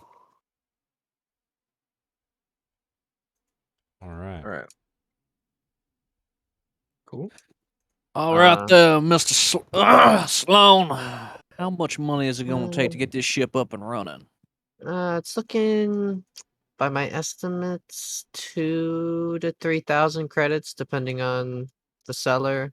It'll take me about a week or two as well of actual work, but the credits aren't looking too bad. It's a relatively good deal. 2 to 3. Well, hang on. Don't be talking like that. Hang on here.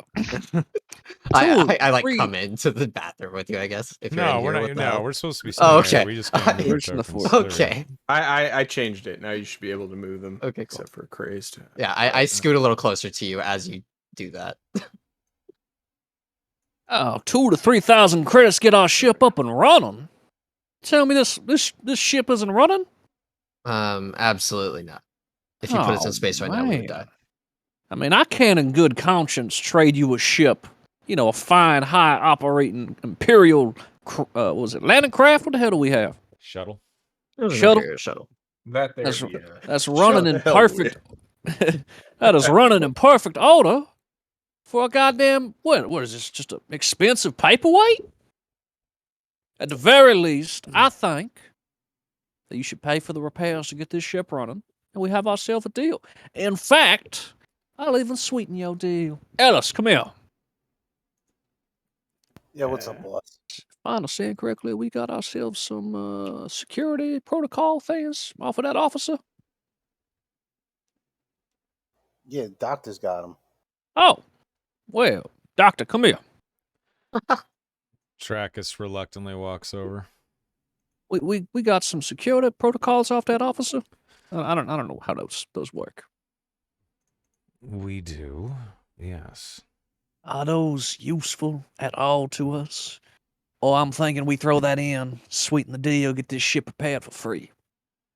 Trackus kind of walks up and he just kind of whispers in your ear, what we have is more valuable. And then he places his hand on your shoulder and he says, I believe you can probably convince him, though. And as I touch you, I'm going to use an ability. Ooh. Whoa. I'm going to use Stim Application. What this is, it's flavor. I'm going to use the Force. That's how I'm going to flavor it instead of like injecting with something, just for the sake of my character. And what I'm going to be doing is take the Stim Application action. I'm going to make an average medicine check. If successful, one engaged ally increases one characteristic by 1 for the remainder of the encounter. Because can this count as an encounter, or is an encounter a fight?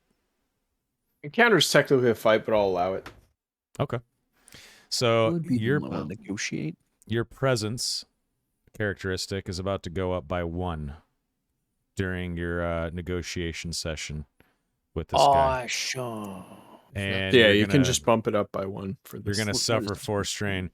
When I touch you and do this, you feel like a heavy jolt of like a static shock, like when you've walked on the carpet with your socks and you touch someone, And whenever I kind of notice your character kind of be taken aback as your mind strains, I kind of recoil my hand, and Dracus says, "Oh, a lot of static electricity on board. Sorry about that." And he just kind of like, I don't know if you believe me, but that's what I say. And then I step back over here, and now you have a +1 to your presence. Excellent. Nice. So the old guy who's in charge of the ship, who's brokering the deal, comes over and he goes, Oh, wait, I got to roll did I roll the medicine check? I did not. no, you did not. You need to do that first. Yep. Yeah, so it was, let's see here. It was a average, so what is that, 2 purple? Average is 2. Okay. Medicine 2p. Let's see if this actually works. Let's do it. Yes. You can obviously subtract that force die. Sorry about that. So Yeah, I got he channels the dark side during his medicine check and you die. Sorry. No, I ignore the black force die, guys. But I see the eye of essentially, Sauron for a half second. I get 1 success and 3 advantages. That's what that means. Ignore the who black has dice. seen the eye. Anyway, all right, yeah. So obviously that succeeds. You can raise your presence by 1. Okay. And the old guy who's broken the deal comes up and he goes, "Hey, so what do you think? Want to make the deal?" Well, I mean, deal's okay as it stands, but let's be real here. Let's put all our chips on the table here. I don't want to lie to you. You don't want to lie to me, right? Honesty is the first step in making a good deal. Is that right? What's your name? He sighs and rolls his eyes. He's like, honesty has no place on the battlefield. What are your terms? Well, friend, I like to be honest. And if we're being honest here, I'm getting shafted a little bit on this deal. Now, that being said, I don't mind it, considering you're doing me a solid. You're taking off some hot cargo off my hands. And I went on to expect a certain amount of shaft. But, that being said, I can't fly a ship that can't fly. And I'm giving you a perfectly well-working ship on my own. I feel it's only fair you pay for the repairs to at least get this ship flight-worthy, and then we'll have ourselves a deal. All right, go ahead and make me a negotiation check Ooh. at 3 purple, but I'm going to give you a boost dice because you have all your homies around you, Okay, which is kind of so intimidating. because Roll for Soma... poison. You take your presence stat and bump that up to whatever the next rank is. So what do you have, 4 in presence? Bump it up to 5. So just bump it up to 5 right Yeah. now. And then do 3P, 1B. Negotiation, 3P. 1B. Let's do it. Poggers. Oh, let's go. Okay. Nice. 2 success and, And a 1 threat. All right. He looks at you and he goes, you drive a hard deal. Suppose the least I could do is get a flight worthy. Appreciate you. You're a fair man. You know what, though? If I have to do it myself, it's going to take a while. I'm going to need the ship for 3 weeks. I got other shit going on. I can't promise you anything before then. But in 3 weeks, you'll have a flyable ship. What if you just buy the materials and you let me take care of the actual repairs? You want to be away from all your buddies for 3 weeks, for whatever, week or 2? Yeah, it'll take me half, if not even shorter, the time you take. So I feel like this makes the most sense. I look around That's to up everybody to you else. guys. If you can do without your friend for a week, I'll hire him. I don't care. Oh, I mean, that's up to you, Slam. Whatever you want to do. I just feel like it makes the most sense, but I also don't want to split the party to matter real quick. So if it makes most sense to me to stay with the party, I'll stay with the party. Well, only job we got is ferrying goods, and can't do that without no ship, so guess we'll just hang out in Ashadar for a week. Yeah. Dracus just says, I think at one point, Caston's with you because he came with you. He drove you here. He shows up and he goes like, "Whoa, whoa, whoa, whoa, whoa! I never said you needed a ship to ferry my goods. This is an on-planet transfer, my friends." Okay, well. 1 week versus 3 weeks. I'm sure I can find something to keep you guys busy while you're waiting. All right, It's up to you, though. I won't twist your arm. No, let's do that. Might as well make some money in the meantime. Don't worry about it, Sloan. You can do a double check when we get the ship back. All right. All And then right. the old guy kind of looks at you and he's like, "All right, well, that's how you want it done. That's how we'll do it." so 3 But, weeks and Slon's going to stick with us? Yep. Got it. All right there. And yeah, Javro will stick out his hand for a big old nasty hut handshake. The guy shakes your hand and he says, "Listen, you slimy bastard. If you fuck me over, I swear to God." I don't know what god you worship, but if you fuck me over, I will jettison your ass. He kind of cracks a smile. He's got like old nasty, gnarly looking teeth, and he's like, "I wouldn't expect anything less." All right there. Deal's a deal. Boss. Let's head on back here. Let this man get to work. Yes, as we're exiting the ship, I'll make a comment to the group. Be like, when we get this we'll get our ship here and work in order, and we're getting ready to take off, we better check it for trackers and bugs or any other kind of doodads that could fuck us. You can take care of that. I'm gonna make sure it's actually not gonna blow up mid-flight. Space worthy. Yeah. Yeah, I will. That'll be your department, Omen, and we will appreciate your efforts and such. All right. Nice. All right, we'll go back to the hub as Caston drives you back in his speeder to the place where you're staying. Parks you on down. Oops, we have a little ship token. We see you guys kind of get out, and he says, "See, told you I could get you a ship, huh? Not so bad. I don't know. Fucking A." And then he kind of just closes the door and starts walking away. He's like, "Listen up, job starts tomorrow. Get some rest, do whatever you need to do. They're gonna come by with a speeder, a cargo speeder, full of stuff.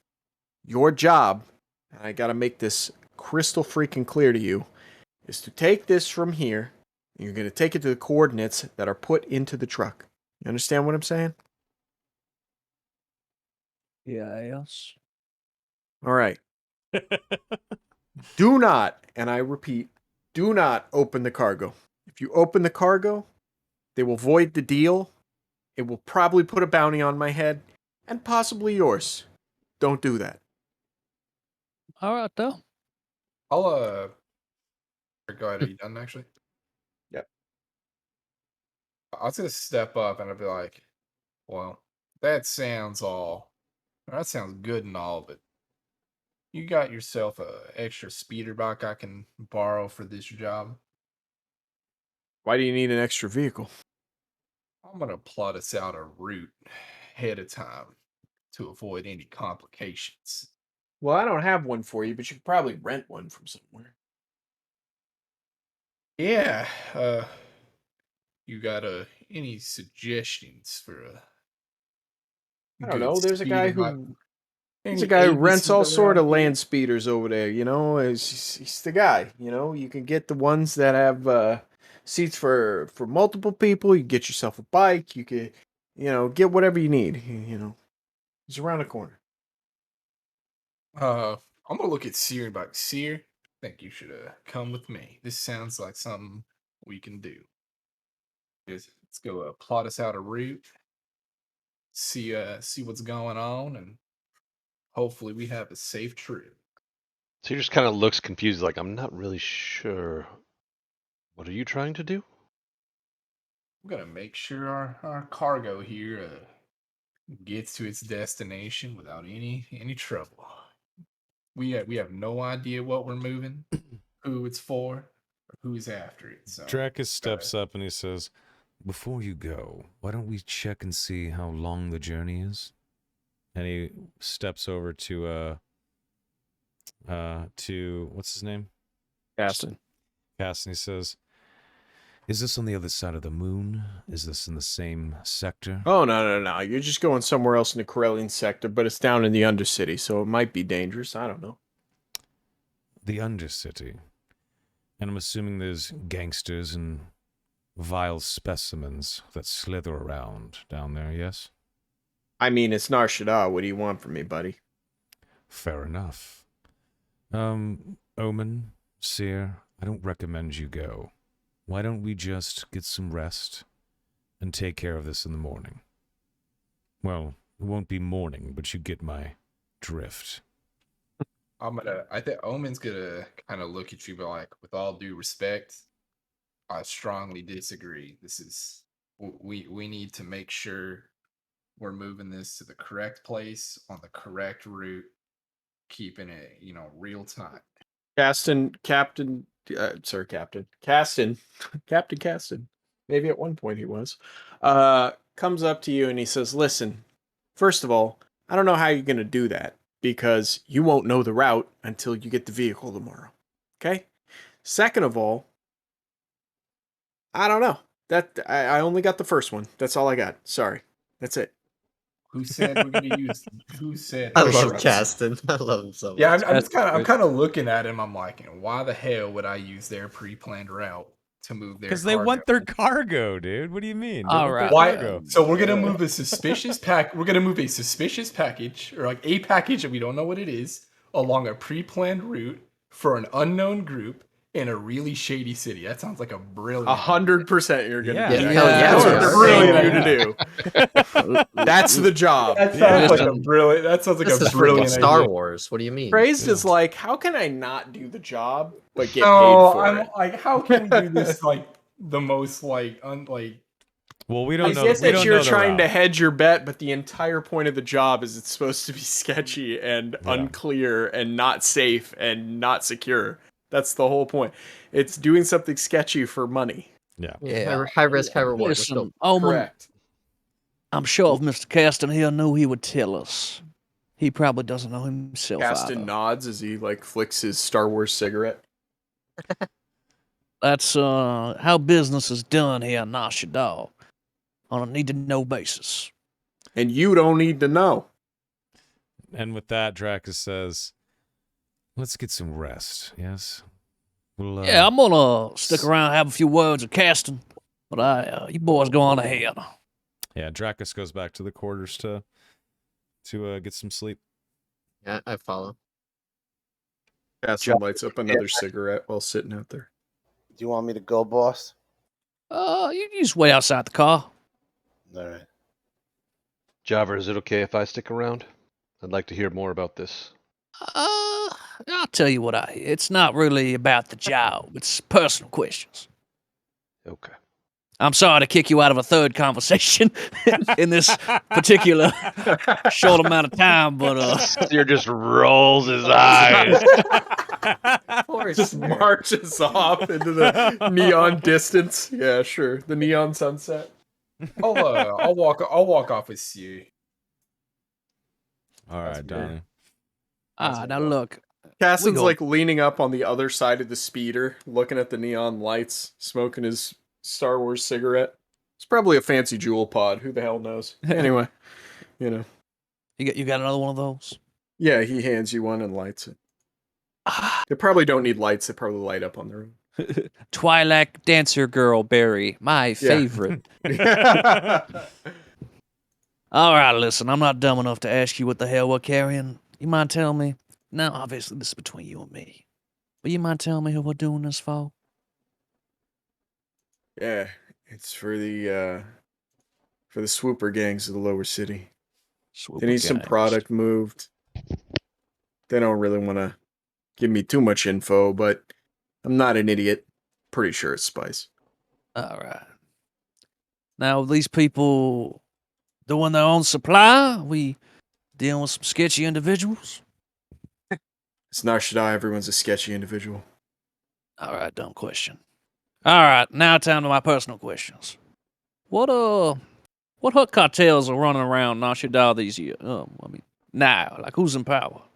Well, the guy in charge of the Corellian sector is Raga. He's a real piece of work. He works for everybody. You know, the top of the food chain. Gracchus is still in charge of Narshada. Runs his gladiator pits. Collects a bunch of them, I don't know, them old, what are they called? Those, the guys who swing the laser swords and can do magic tricks with their mind or whatever. He collects their shit. Their old stuff. I don't really care about it. Yeah, I don't know. But, listen. Suffice it to say, Gracchus has the moon in his iron tail, as it were. And he's directing all these lesser guys to move things around for him. And the guy in charge of the Corellian sector right now is Raga. He's a real piece of work. Oh, Real slime ball. And I don't say that lightly about huts. all right, now does Gracchus run his own cartel? He runs the cartel on Narshada. He is Narshada. All right, The only Okay. the only one above him are the hut cartels themselves. On Nalhada. Interesting. Now let me ask you this: how is this Swooper gang in relation to you said Rasha? The guy who runs Raga. Raga. Are they at odds with each other? Are amenable. Yes, they don't like him very much, and he don't like them. That's why they're in the Undercity and not up here. However, they do some things. They were on swoop races for money, but I hear they're working for somebody else. I don't know who they are. If I knew, I'd tell you. Some other gang, somebody that's based off of Narshada, not on the moon. See there. All right, well, listen here. I'll do this job here for you, but in the future, try to bring us some jobs that maybe Mr. Ragged will smile upon. I will. This is just the only thing I have. All right, there. Appreciate you, Keston. I will see you tomorrow, my friend. Letch out of like lean out of the speeder as it like shakes and like has to Yeah, rebalance. like wobbles and rebalances. Yeah, totally. All right, there. Let's head on in. He looks at you. Caston looks over at you. He gives you like a little mock salute, and then he's like, "Listen, don't fuck this one up, man. This Oh, is snap. important." When have I ever? I know. You're good for it. I'm just saying. Yeah. If this one goes wrong, we're in deep shit. Oh. All right, there. Noted. You get some rest now. I'm walking away. Yeah, I think we all probably get rest. I'm assuming that's next. Rest and then wait for the morning not to come. Yeah, whatever. There's one thing. In the morning, there's one thing I want to do, Sticks. No, I just thought about it. Okay, so you're gonna wake up early before the drop. Yeah. Okay. What do you want to do? I want to walk back down to the market, and I want to buy a set of radios. So we got how many people? 6. Like comlinks? Yeah, comlinks. Okay, let me see how expensive that is. It's not a bad idea, my friend. Pretty good idea. Yeah, so handheld comlinks are 25 credits a pop. Right, I'll just buy all of them. Nice. Unless you want long range ones, those are 200 a pop. I don't think we're gonna need long range ones for this operation, so I'll just. And these are the equivalent of like a walkie-talkie. Yeah, that's fine. That's kind of what I was looking for. Or you know, Nice. it's like when in A New Hope when Luke Skywalker and 3PO are communicating with those little cylindrical white Yeah. comlink things, that's what they are. Nice. What would just give me more information on these actually? How what would be the range on these? Extreme range, so several hundred kilometers. And that's considered like short range for comlink. It's not considered short range, but it won't cover a planetary. Like I would say that like as long as you guys are within several hundred kilometers of each other, you can Yeah, so it's communicate, good. It's yeah. good for the city. That's what I was asking. Yeah, pretty much. Okay, there. How much? I mean, it's good for the city. The whole planet's a fucking city, but yeah, I get what you mean. The sector. It's good for unless you're across the sector from each other, which I can't see that happening. Yeah, you should be fine. Oh, we're looking at what 150 credits for all of them. There's 6, yeah. So yeah, 150. Okay. There are earbud comlinks, but those are 75. Actually, you know what?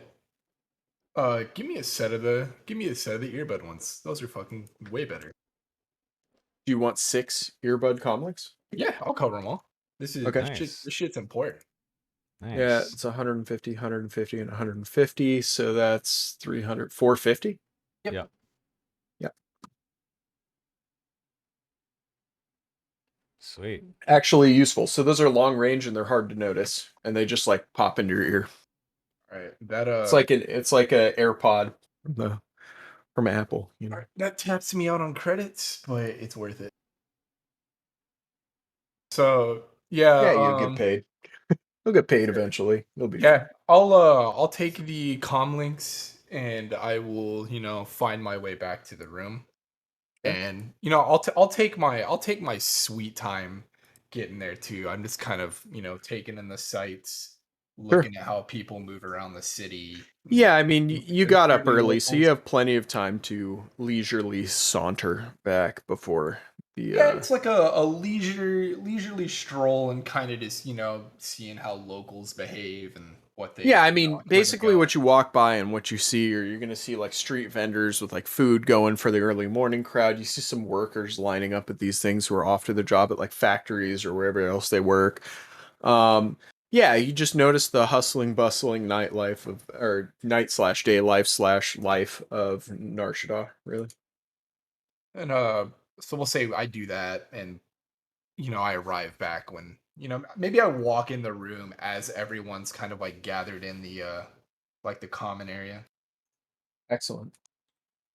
Okay. So as he walks back in, what do you do with your comlinks? Do you just pass them out to everybody? Yeah, I'll just walk in and be like, "All right, gather around, fellas." And then as I guess I'll just is everyone gathering around. I don't know if anyone like listens to me or anything. It's kind of Yeah, up to them. Tracus will walk up to. Yeah, Seer comes up. I'll just kind of wait and see if Javro, Slan, and Ellis walk up. Yeah, Slan will walk up. Yeah. I'll be like, Mhm. now I know up until this point, Javro's been kind of calling the shots here, but I'm gonna take charge here. This is kind of my wheelhouse, and I'll hand everyone a comm link, like the earbud one, Yep. Earbud and then comm. I'll be like, Nice. does anyone here not know what the hell this is? Tracus looks at it. I'm smart enough to know it's a communication device, but is this some sort of military gear? And when you say this is your wheelhouse, what did you do before you went to prison, if I may ask again? I asked in the cockpit, if you recall. Yeah, I'll just kind of look and be like, we can just say that I was fairly observant. Like Tracus winks. just kind of shrugs and then slides this thing in his ear. I'll show everyone. I'll just assume like most people don't know how to use this for whatever reason. I'll just give like a brief tutorial, like how to turn it on, how to like use it, volume adjustment, all that fun stuff. All right. Cool. Sticks, do I know how to use it? Yes. You Well, are he's- familiar with this device. While he's giving his tutorial to other people, I hook Javro and myself up with it. Nice. Cool. Well, this is pretty sick. And sorry, I nod to like Omen, like, good job getting something good. Yeah, I'll Hey, get yourself some good work there. Good thinking.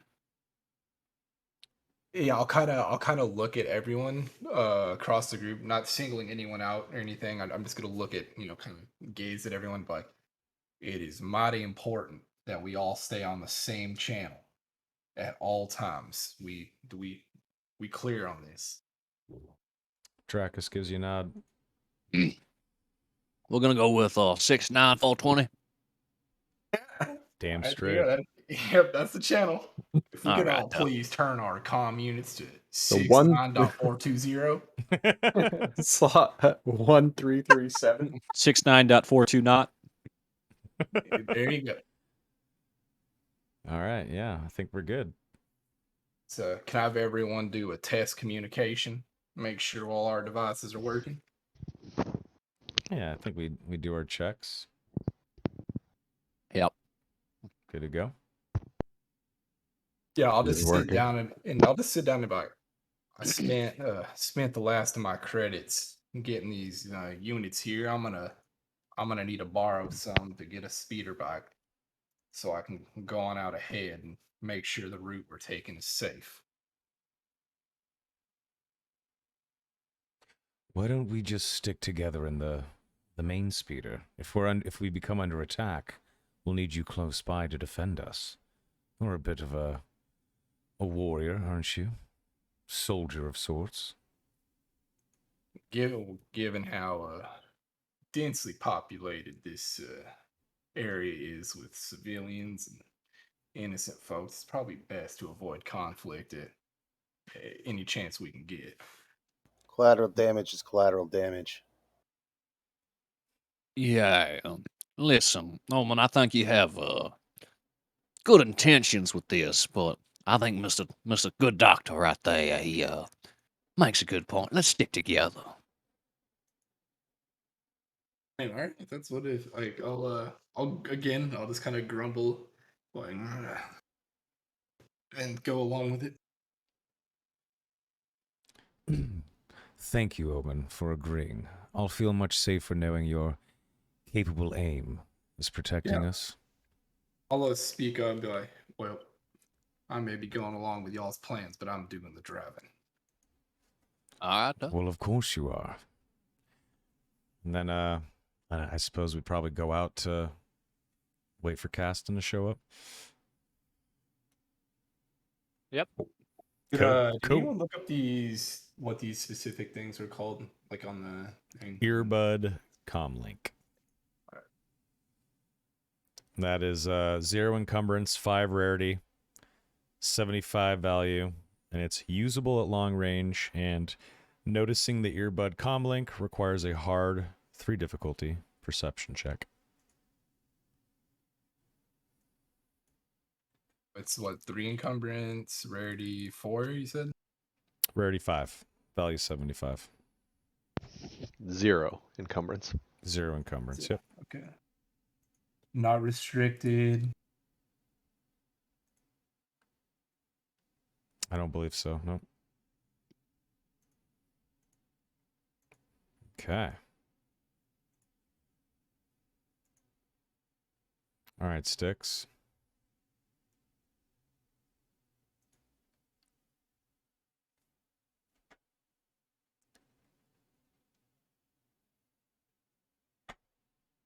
Our DM is rebooting.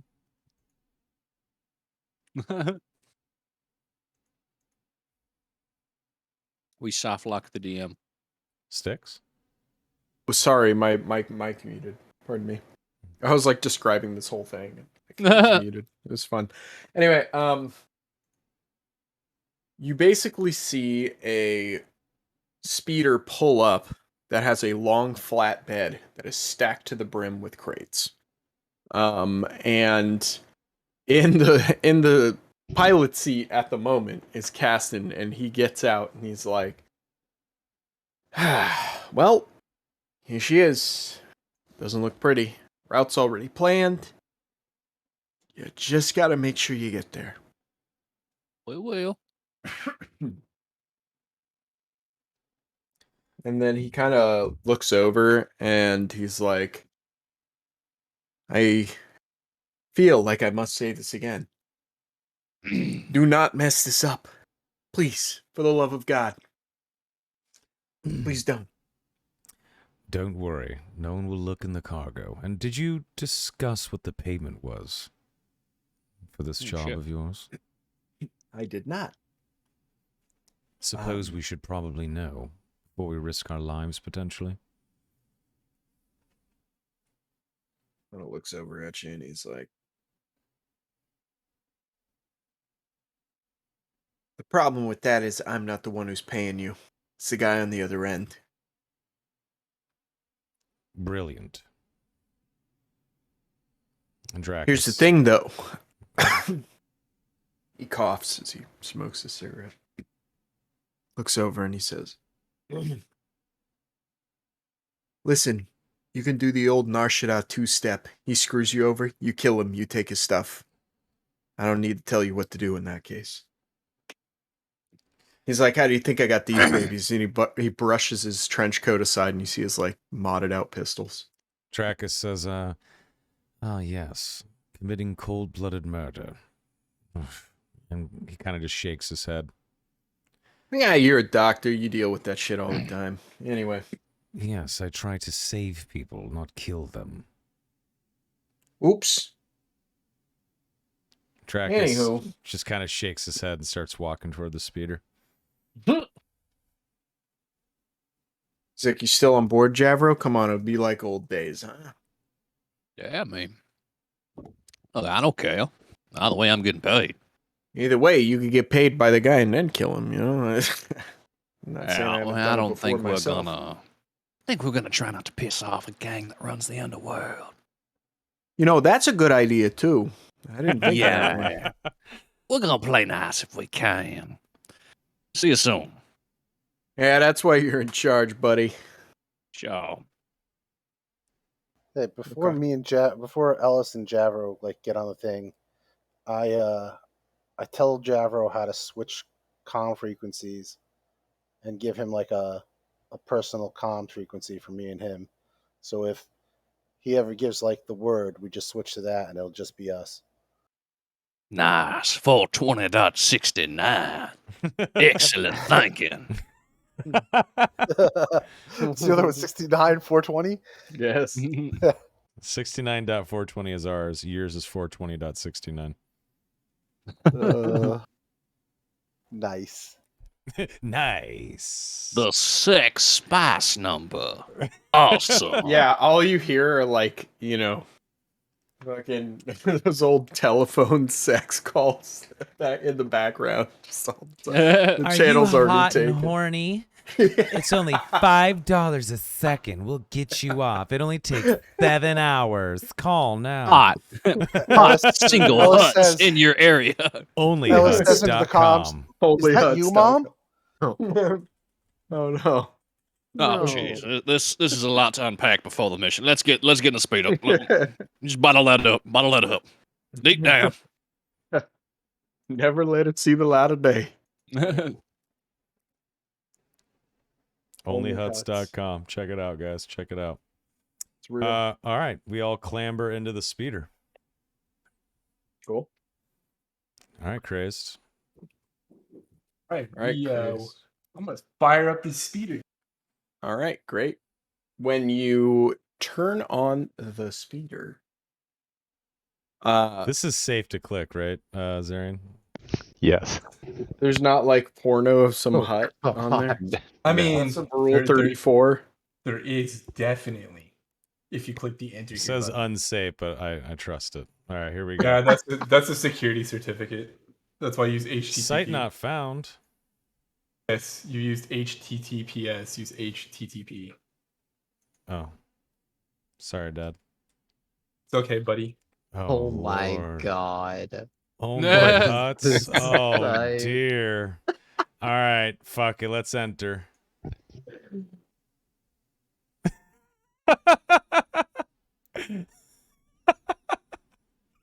You're welcome, chat. Oh.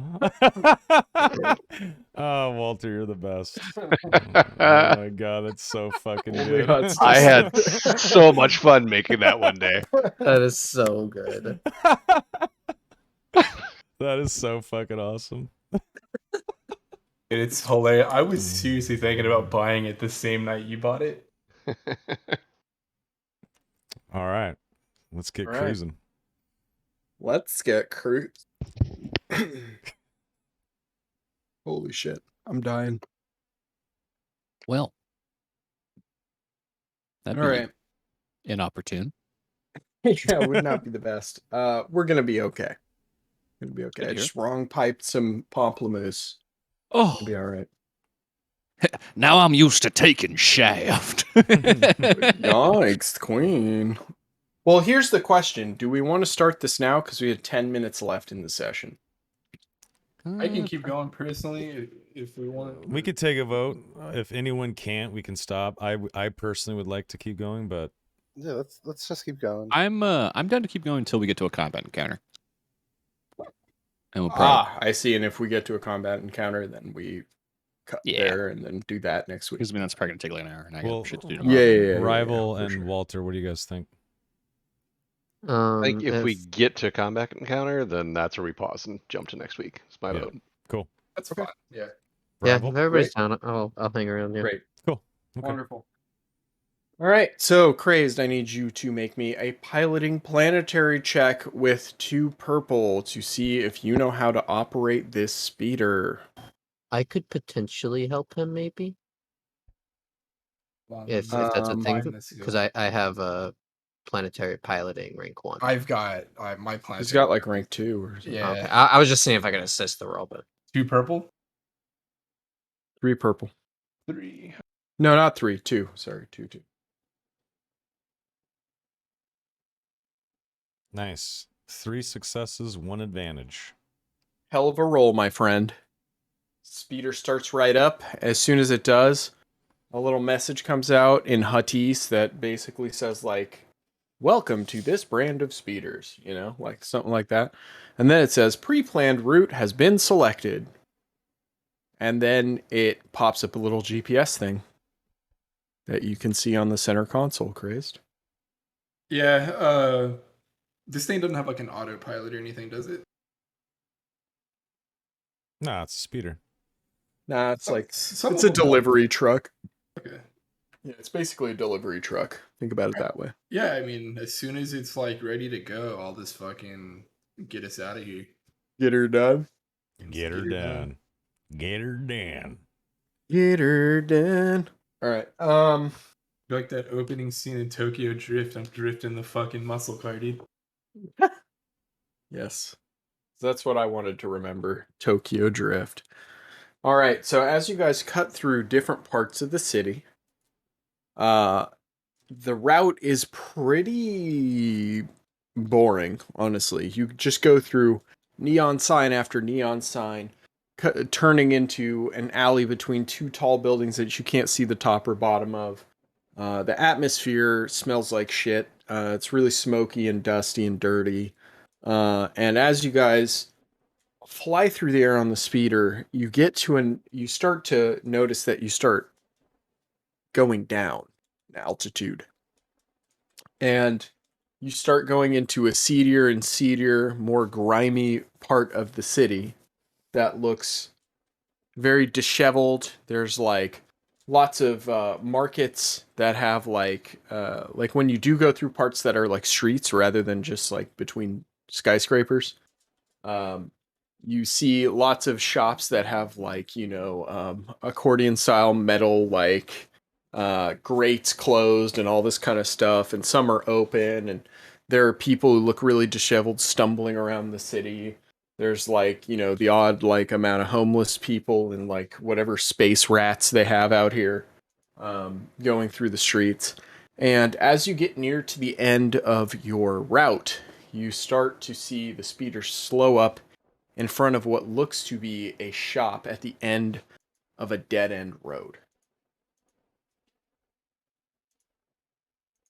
And as the speeder slows down and begins to park itself in front of this, you see an alien come out. He is of the Nikto race. I don't think I have a specific folder of him or picture of him. Maybe I do. Maybe I made one. I did not. So, oh no, this guy actually, my bad. I got my NPCs confused. This guy actually has pure white skin. He has tattoos all over his face and jewelry, like piercings and stuff all over. And his skin is alabaster white, and he has paint, like makeup or paint or something, all through his eyes and like down the sides of his mouth and stuff like that. Hi there, friend. Gets out and he's like, "You might drop off." Oh, let me check, and I'll look at the coordinates. Is this where it tells us to go? Yep. Looks 'Cause like then we are.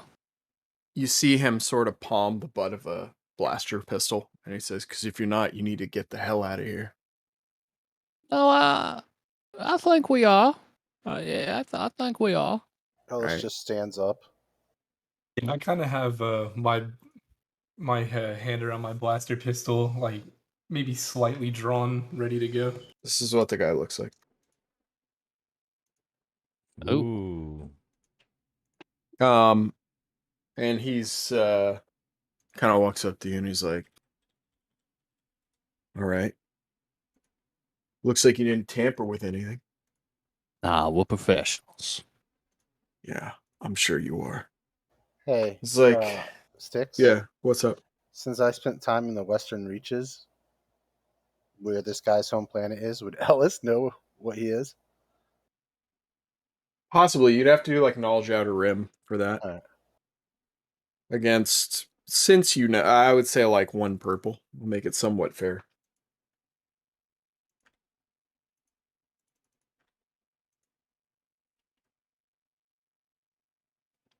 All right. To your advantage. Um, you know that species comes from the Western Reaches, but you don't know what they're called or what their name is again. But Yeah. you're like, I've probably seen these guys, and I know they're from this part of the galaxy. Yes. So, do we just hand it over to you, or? My boys will take care of it. But if you want your payment, come on inside. All right, gentlemen. He Your lowers boys. his hand off his gun, flaps his trench coat, turns around, starts walking inside. Okay. And I'll take you to what the scene looks like. So you can see the building.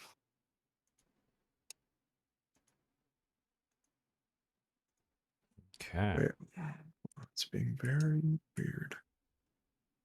And he is right here. It's all black. Oh. Okay. Can everybody else see? I I can can see it, see. yeah. Yeah, I can see it. Okay, good. Poor Al. Alright. I can fix it. I can fix anything. Awesome. I think. You should be able to see Al. I've reloaded, so we'll see. Really like this map, by the way. Yeah, it's cool. Nope. Damn it. How about now? I'll just look at stream. Oh yeah, now I How- can see it. Yep. It's fine. So, the guy's here, and he takes you inside. As you walk in, you notice that the front of this place is a weapons and armor sort of, and droids and stuff like that, just like war equipment kind of store. And he walks through, and he goes into the back and invites you back.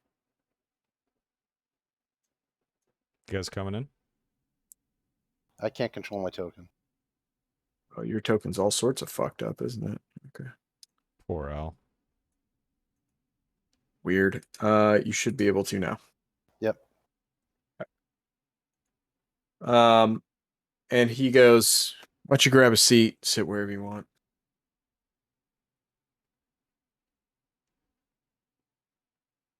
Okay. And then he comes behind the bar or whatever, this countertop. And he goes, well, the amount I agreed upon, here you go. And he slides a pile of credits towards you, or a credit chit. Actually, they don't do piles of credits, it's all electronic. So he just slides you a chit forward. I suppose to me, 'cause I sat at the bar. Yeah. Okay. That makes sense. He slides you the chit. When you look at the chit, it has 1,000 credits on it. Okay. And then he's like, 1,000 credit chit, CHIT, chit. correct. Okay. And he looks over at you and he goes, you guys did pretty good back there. You didn't even let your curiosity get the best of you. And he Like looks I over. said, we're professionals. Yeah, I'm sure you are. Now,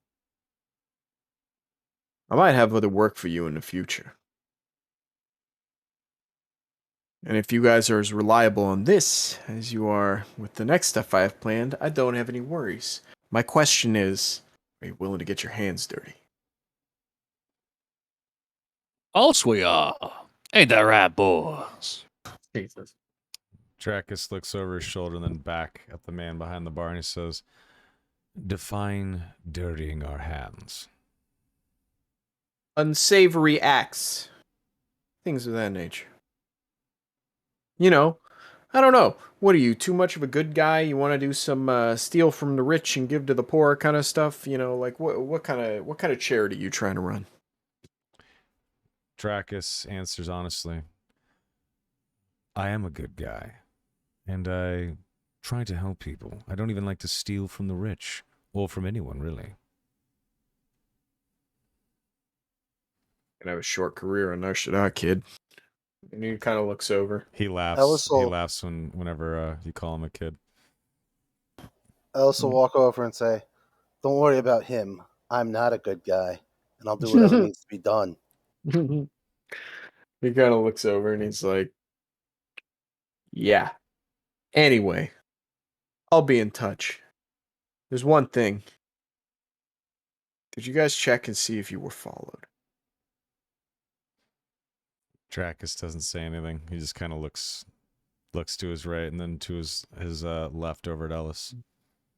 You know, I don't know how many times we have to tell you this, but of course we are. We're professionals. So and he's like, you're professionally a pain in my ass because right now my security cameras are showing me that there are people outside of my facility who don't belong to my crew. I'll kind of look over and be like, we know you're telling the truth. How? All right. Want to play that game, crazed? No, I'm just kidding. He puts up behind you a feed of his security cameras out front, and you see 3 squads of guys dressed like this with blaster rifles, all outside. Hello. Just like what? Yeah. What was that sound? What was that? Can you guys hear me? Yes. Yeah. Did your internet die? Yeah. It's it's like 2 a.m. Get the hell off online. Oh, poor Al. Or Al. The guys are dressed in this kind of garb. Whoa. Oh shit. Spooky. Oh, Means nothing to me. yeah. Yeah, Dracus just stares at the screen. I'm assuming it's these screens that he puts it up on. Yeah. Doesn't mean anything to him. Is there anything? What would I roll if I wanted to see if I knew what they were, or who they were associated Knowledge with? Underworld. Knowledge Underworld. I have Probably rank 3 0, purple. but can I still do it? How do you have rank 0? It's a career. I don't have any rank in it. Oh, no. That's No, not that's what that fine. means. Okay. You can still roll it. Yeah. Okay. Just roll it You against said 3 3 purple? Yep. Ooh. You don't know who these guys are, but you get the feeling that they're bad news. Yeah. Okay. Walter, do you notice anything on the screen that looks familiar to you? Well, how do we feel about doing multiple rolls for the same thing? I'll allow it this once. Okay, 3 purple. Yep. Nope. Oh, No shit. idea. Okay. But they look like bad news. I mean, this guy So- looks like bad news, to be fair. Is there a way out of here, or only the front door? It's like there's no way out but the front. Dracus turns around. Can I bust out a perception check? Sure. Okay. Skills. Any setback or purple or anything? For perception, it depends. What are you trying to look for? Like A door or a window, because I noticed this right here in the top corner. Okay. I noticed me as Soma, but I want to see if my character notices it. yeah, make it against 3 purple. Okay. And just to let you guys know, I do have an ability. I have uncanny senses as a force user. I add a boost dice, a blue die, per rank of uncanny senses to all my perception checks. So the force is going to kind of help me, guide me in sniffing this out. Let's see if I can pull it off. 2 successes and a threat. You notice the panel over there that seems to open and close, but it is damaged.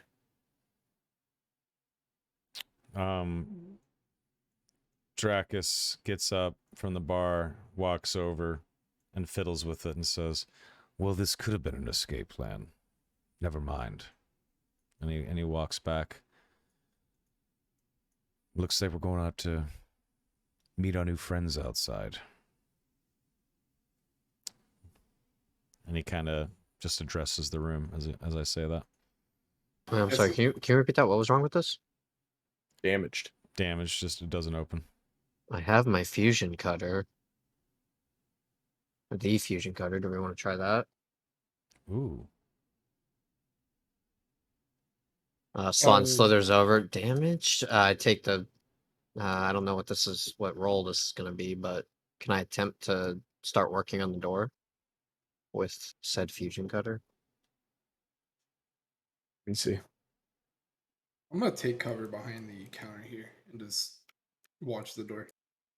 Dracus comes over to help Slan if he needs it. I'm back. Sorry about that. No problem, buddy. Okay. You can do that. It's going to take you some time, though. Okay. Do I need to And make it's a going to roll or make anything? noise. Hey, you said it was a 3 purple underworld check? Yes.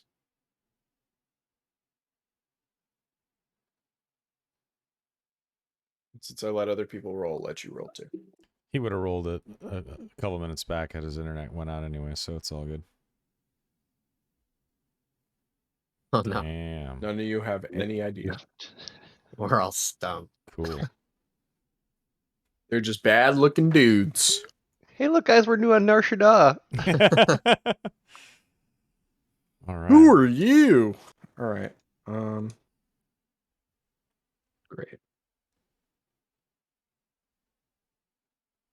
So you're going to start cutting into this thing? Yeah. Do I need to make a roll? No. Okay. As you start cutting into it, you hear someone start banging on the door.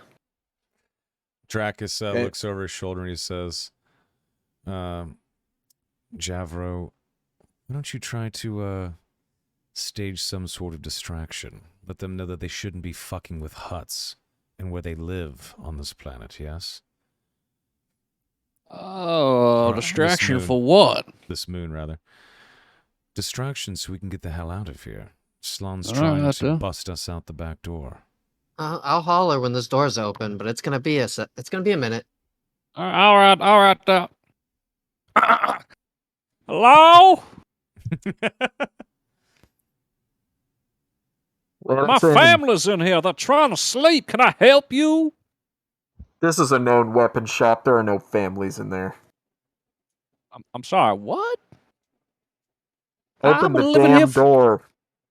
What? Under whose authority?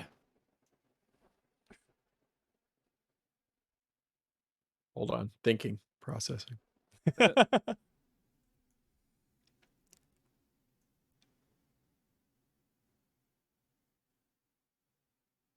Whose authority it is doesn't matter. Open the damn door. All Well, the authority show. we need is my blaster. Well, it sure does. I'm a sovereign citizen. Listen, I want to comply. Just, I want to make sure me and my children are safe. I'm not a cop. Well, why would I open the door then? All right, handle this thing. And you see the guy next to him start leaning down with a security spike and start trying to install it on the door. Oh, shit. I tried my best. And I think there is probably where we should stop this fucking session because it's about to get nuts. All right. Fantastic. All right, Soma, before we leave, you got to resolve your conflict because it is the end of the session. And not only that, but we have a vote. So, chat, don't go away yet because you're about to exercise your right to vote. Do the vote first. Let's just do the conflict really quick because that's going to take a minute. So, conflict, character info. I obviously did my crazy thing in the beginning of the session where I sucked the life force out of that Imperial officer in the back of the ship in secret, like a madman. That gave me 10 conflict. Using harm on him to suck his life force out gave me an extra one. So I have 11 conflicts. So what do I do, Mr. Sticks? Roll a d10. 9. Your morality goes down by 2. All right. 54 morality. Mm-hmm. Okay. That's not bad. And conflict is 0? Yep. Conflict is 0. Okay. That settles that. So going down, by the way, is toward the path of the dark side. Going up is keeping me in the light side. At what point do you become just a dark sider? 30. 30. Okay, Mhm. not bad. And not then bad. at 70, you become a light sider. And So 70. 50's the middle. 50 is the middle. 30 is I become a dark side user. 70 I become a light side user. Right now I'm just like a neutral dude who did something terrible. That's fine. Murdered a man. And you okay. kind of feel bad about it based on that roll. Got it. Okay. Yeah, I feel Oh. slightly guilty. So, as we mentioned at the beginning of the session, last session, our first one, session 1, after we had turned the stream off, the group here voted Zarian as the group's MVP. We decided that at the end of every session, we wanted to know who the MVP is, and that individual who wins. Walter didn't end up using his point this session. But that's okay. Should have been gambling. Oh, you should have used the gambling. Yeah, shit. Good call. But he did not use his free destiny point. But whoever MVP, just who do you guys think was the best in combat, or role played the best, or had a cool moment, or was just felt overall like it was just fun for the session, or they progressed the story, just overall. But hold on a second. We're going to vote in a poll right here.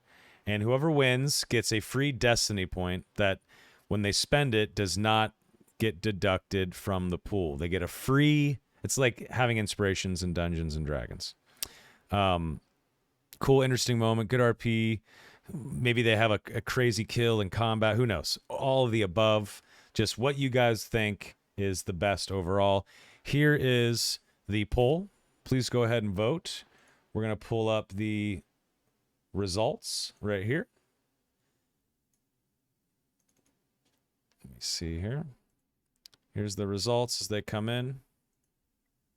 Go ahead and vote. JJ said my vote goes to Donnie. He was teed up for driving the narrative this session for the crew, with this being Narshada, his connections, and he delivered. Strong character moments with his slide draw and character quips. Al dente, on brand theme, 69 for 20. I think he's building a solid sense of character for everyone with the dialogue alone, and that's pretty valuable for the overall immersion, especially early on. Totally. All valid. Yep. All right. Oh, shit. Keep voting, guys. Keep voting. Link is in the chat. Exercise your right to vote. We can do better. We can do better than 6. Come on, guys. By the way, someone cannot win 2 weeks in a row. So whoever wins this cannot win next week. All right. Vote, vote, vote, please, guys. There's 26 of you. Click the link and vote. It's super easy to do. So please go ahead and do that. We have a 1v1 scenario with Donnie and Craze, which is awesome. Okay, go ahead, vote it up, my friends, please. Keep on voting, keep on voting. We'll wait another minute or two here. We could do better than 9. Come on, we could do better than 9. Vote it up. Here's the link again. Who was the MVP of the session?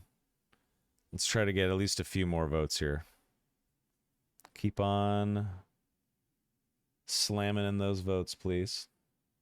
Keep on slamming in those votes. Slam in your vote. Go ahead and slide them on in. We can do better than 9, guys. Come on. Come on, folks. We can do better than 9.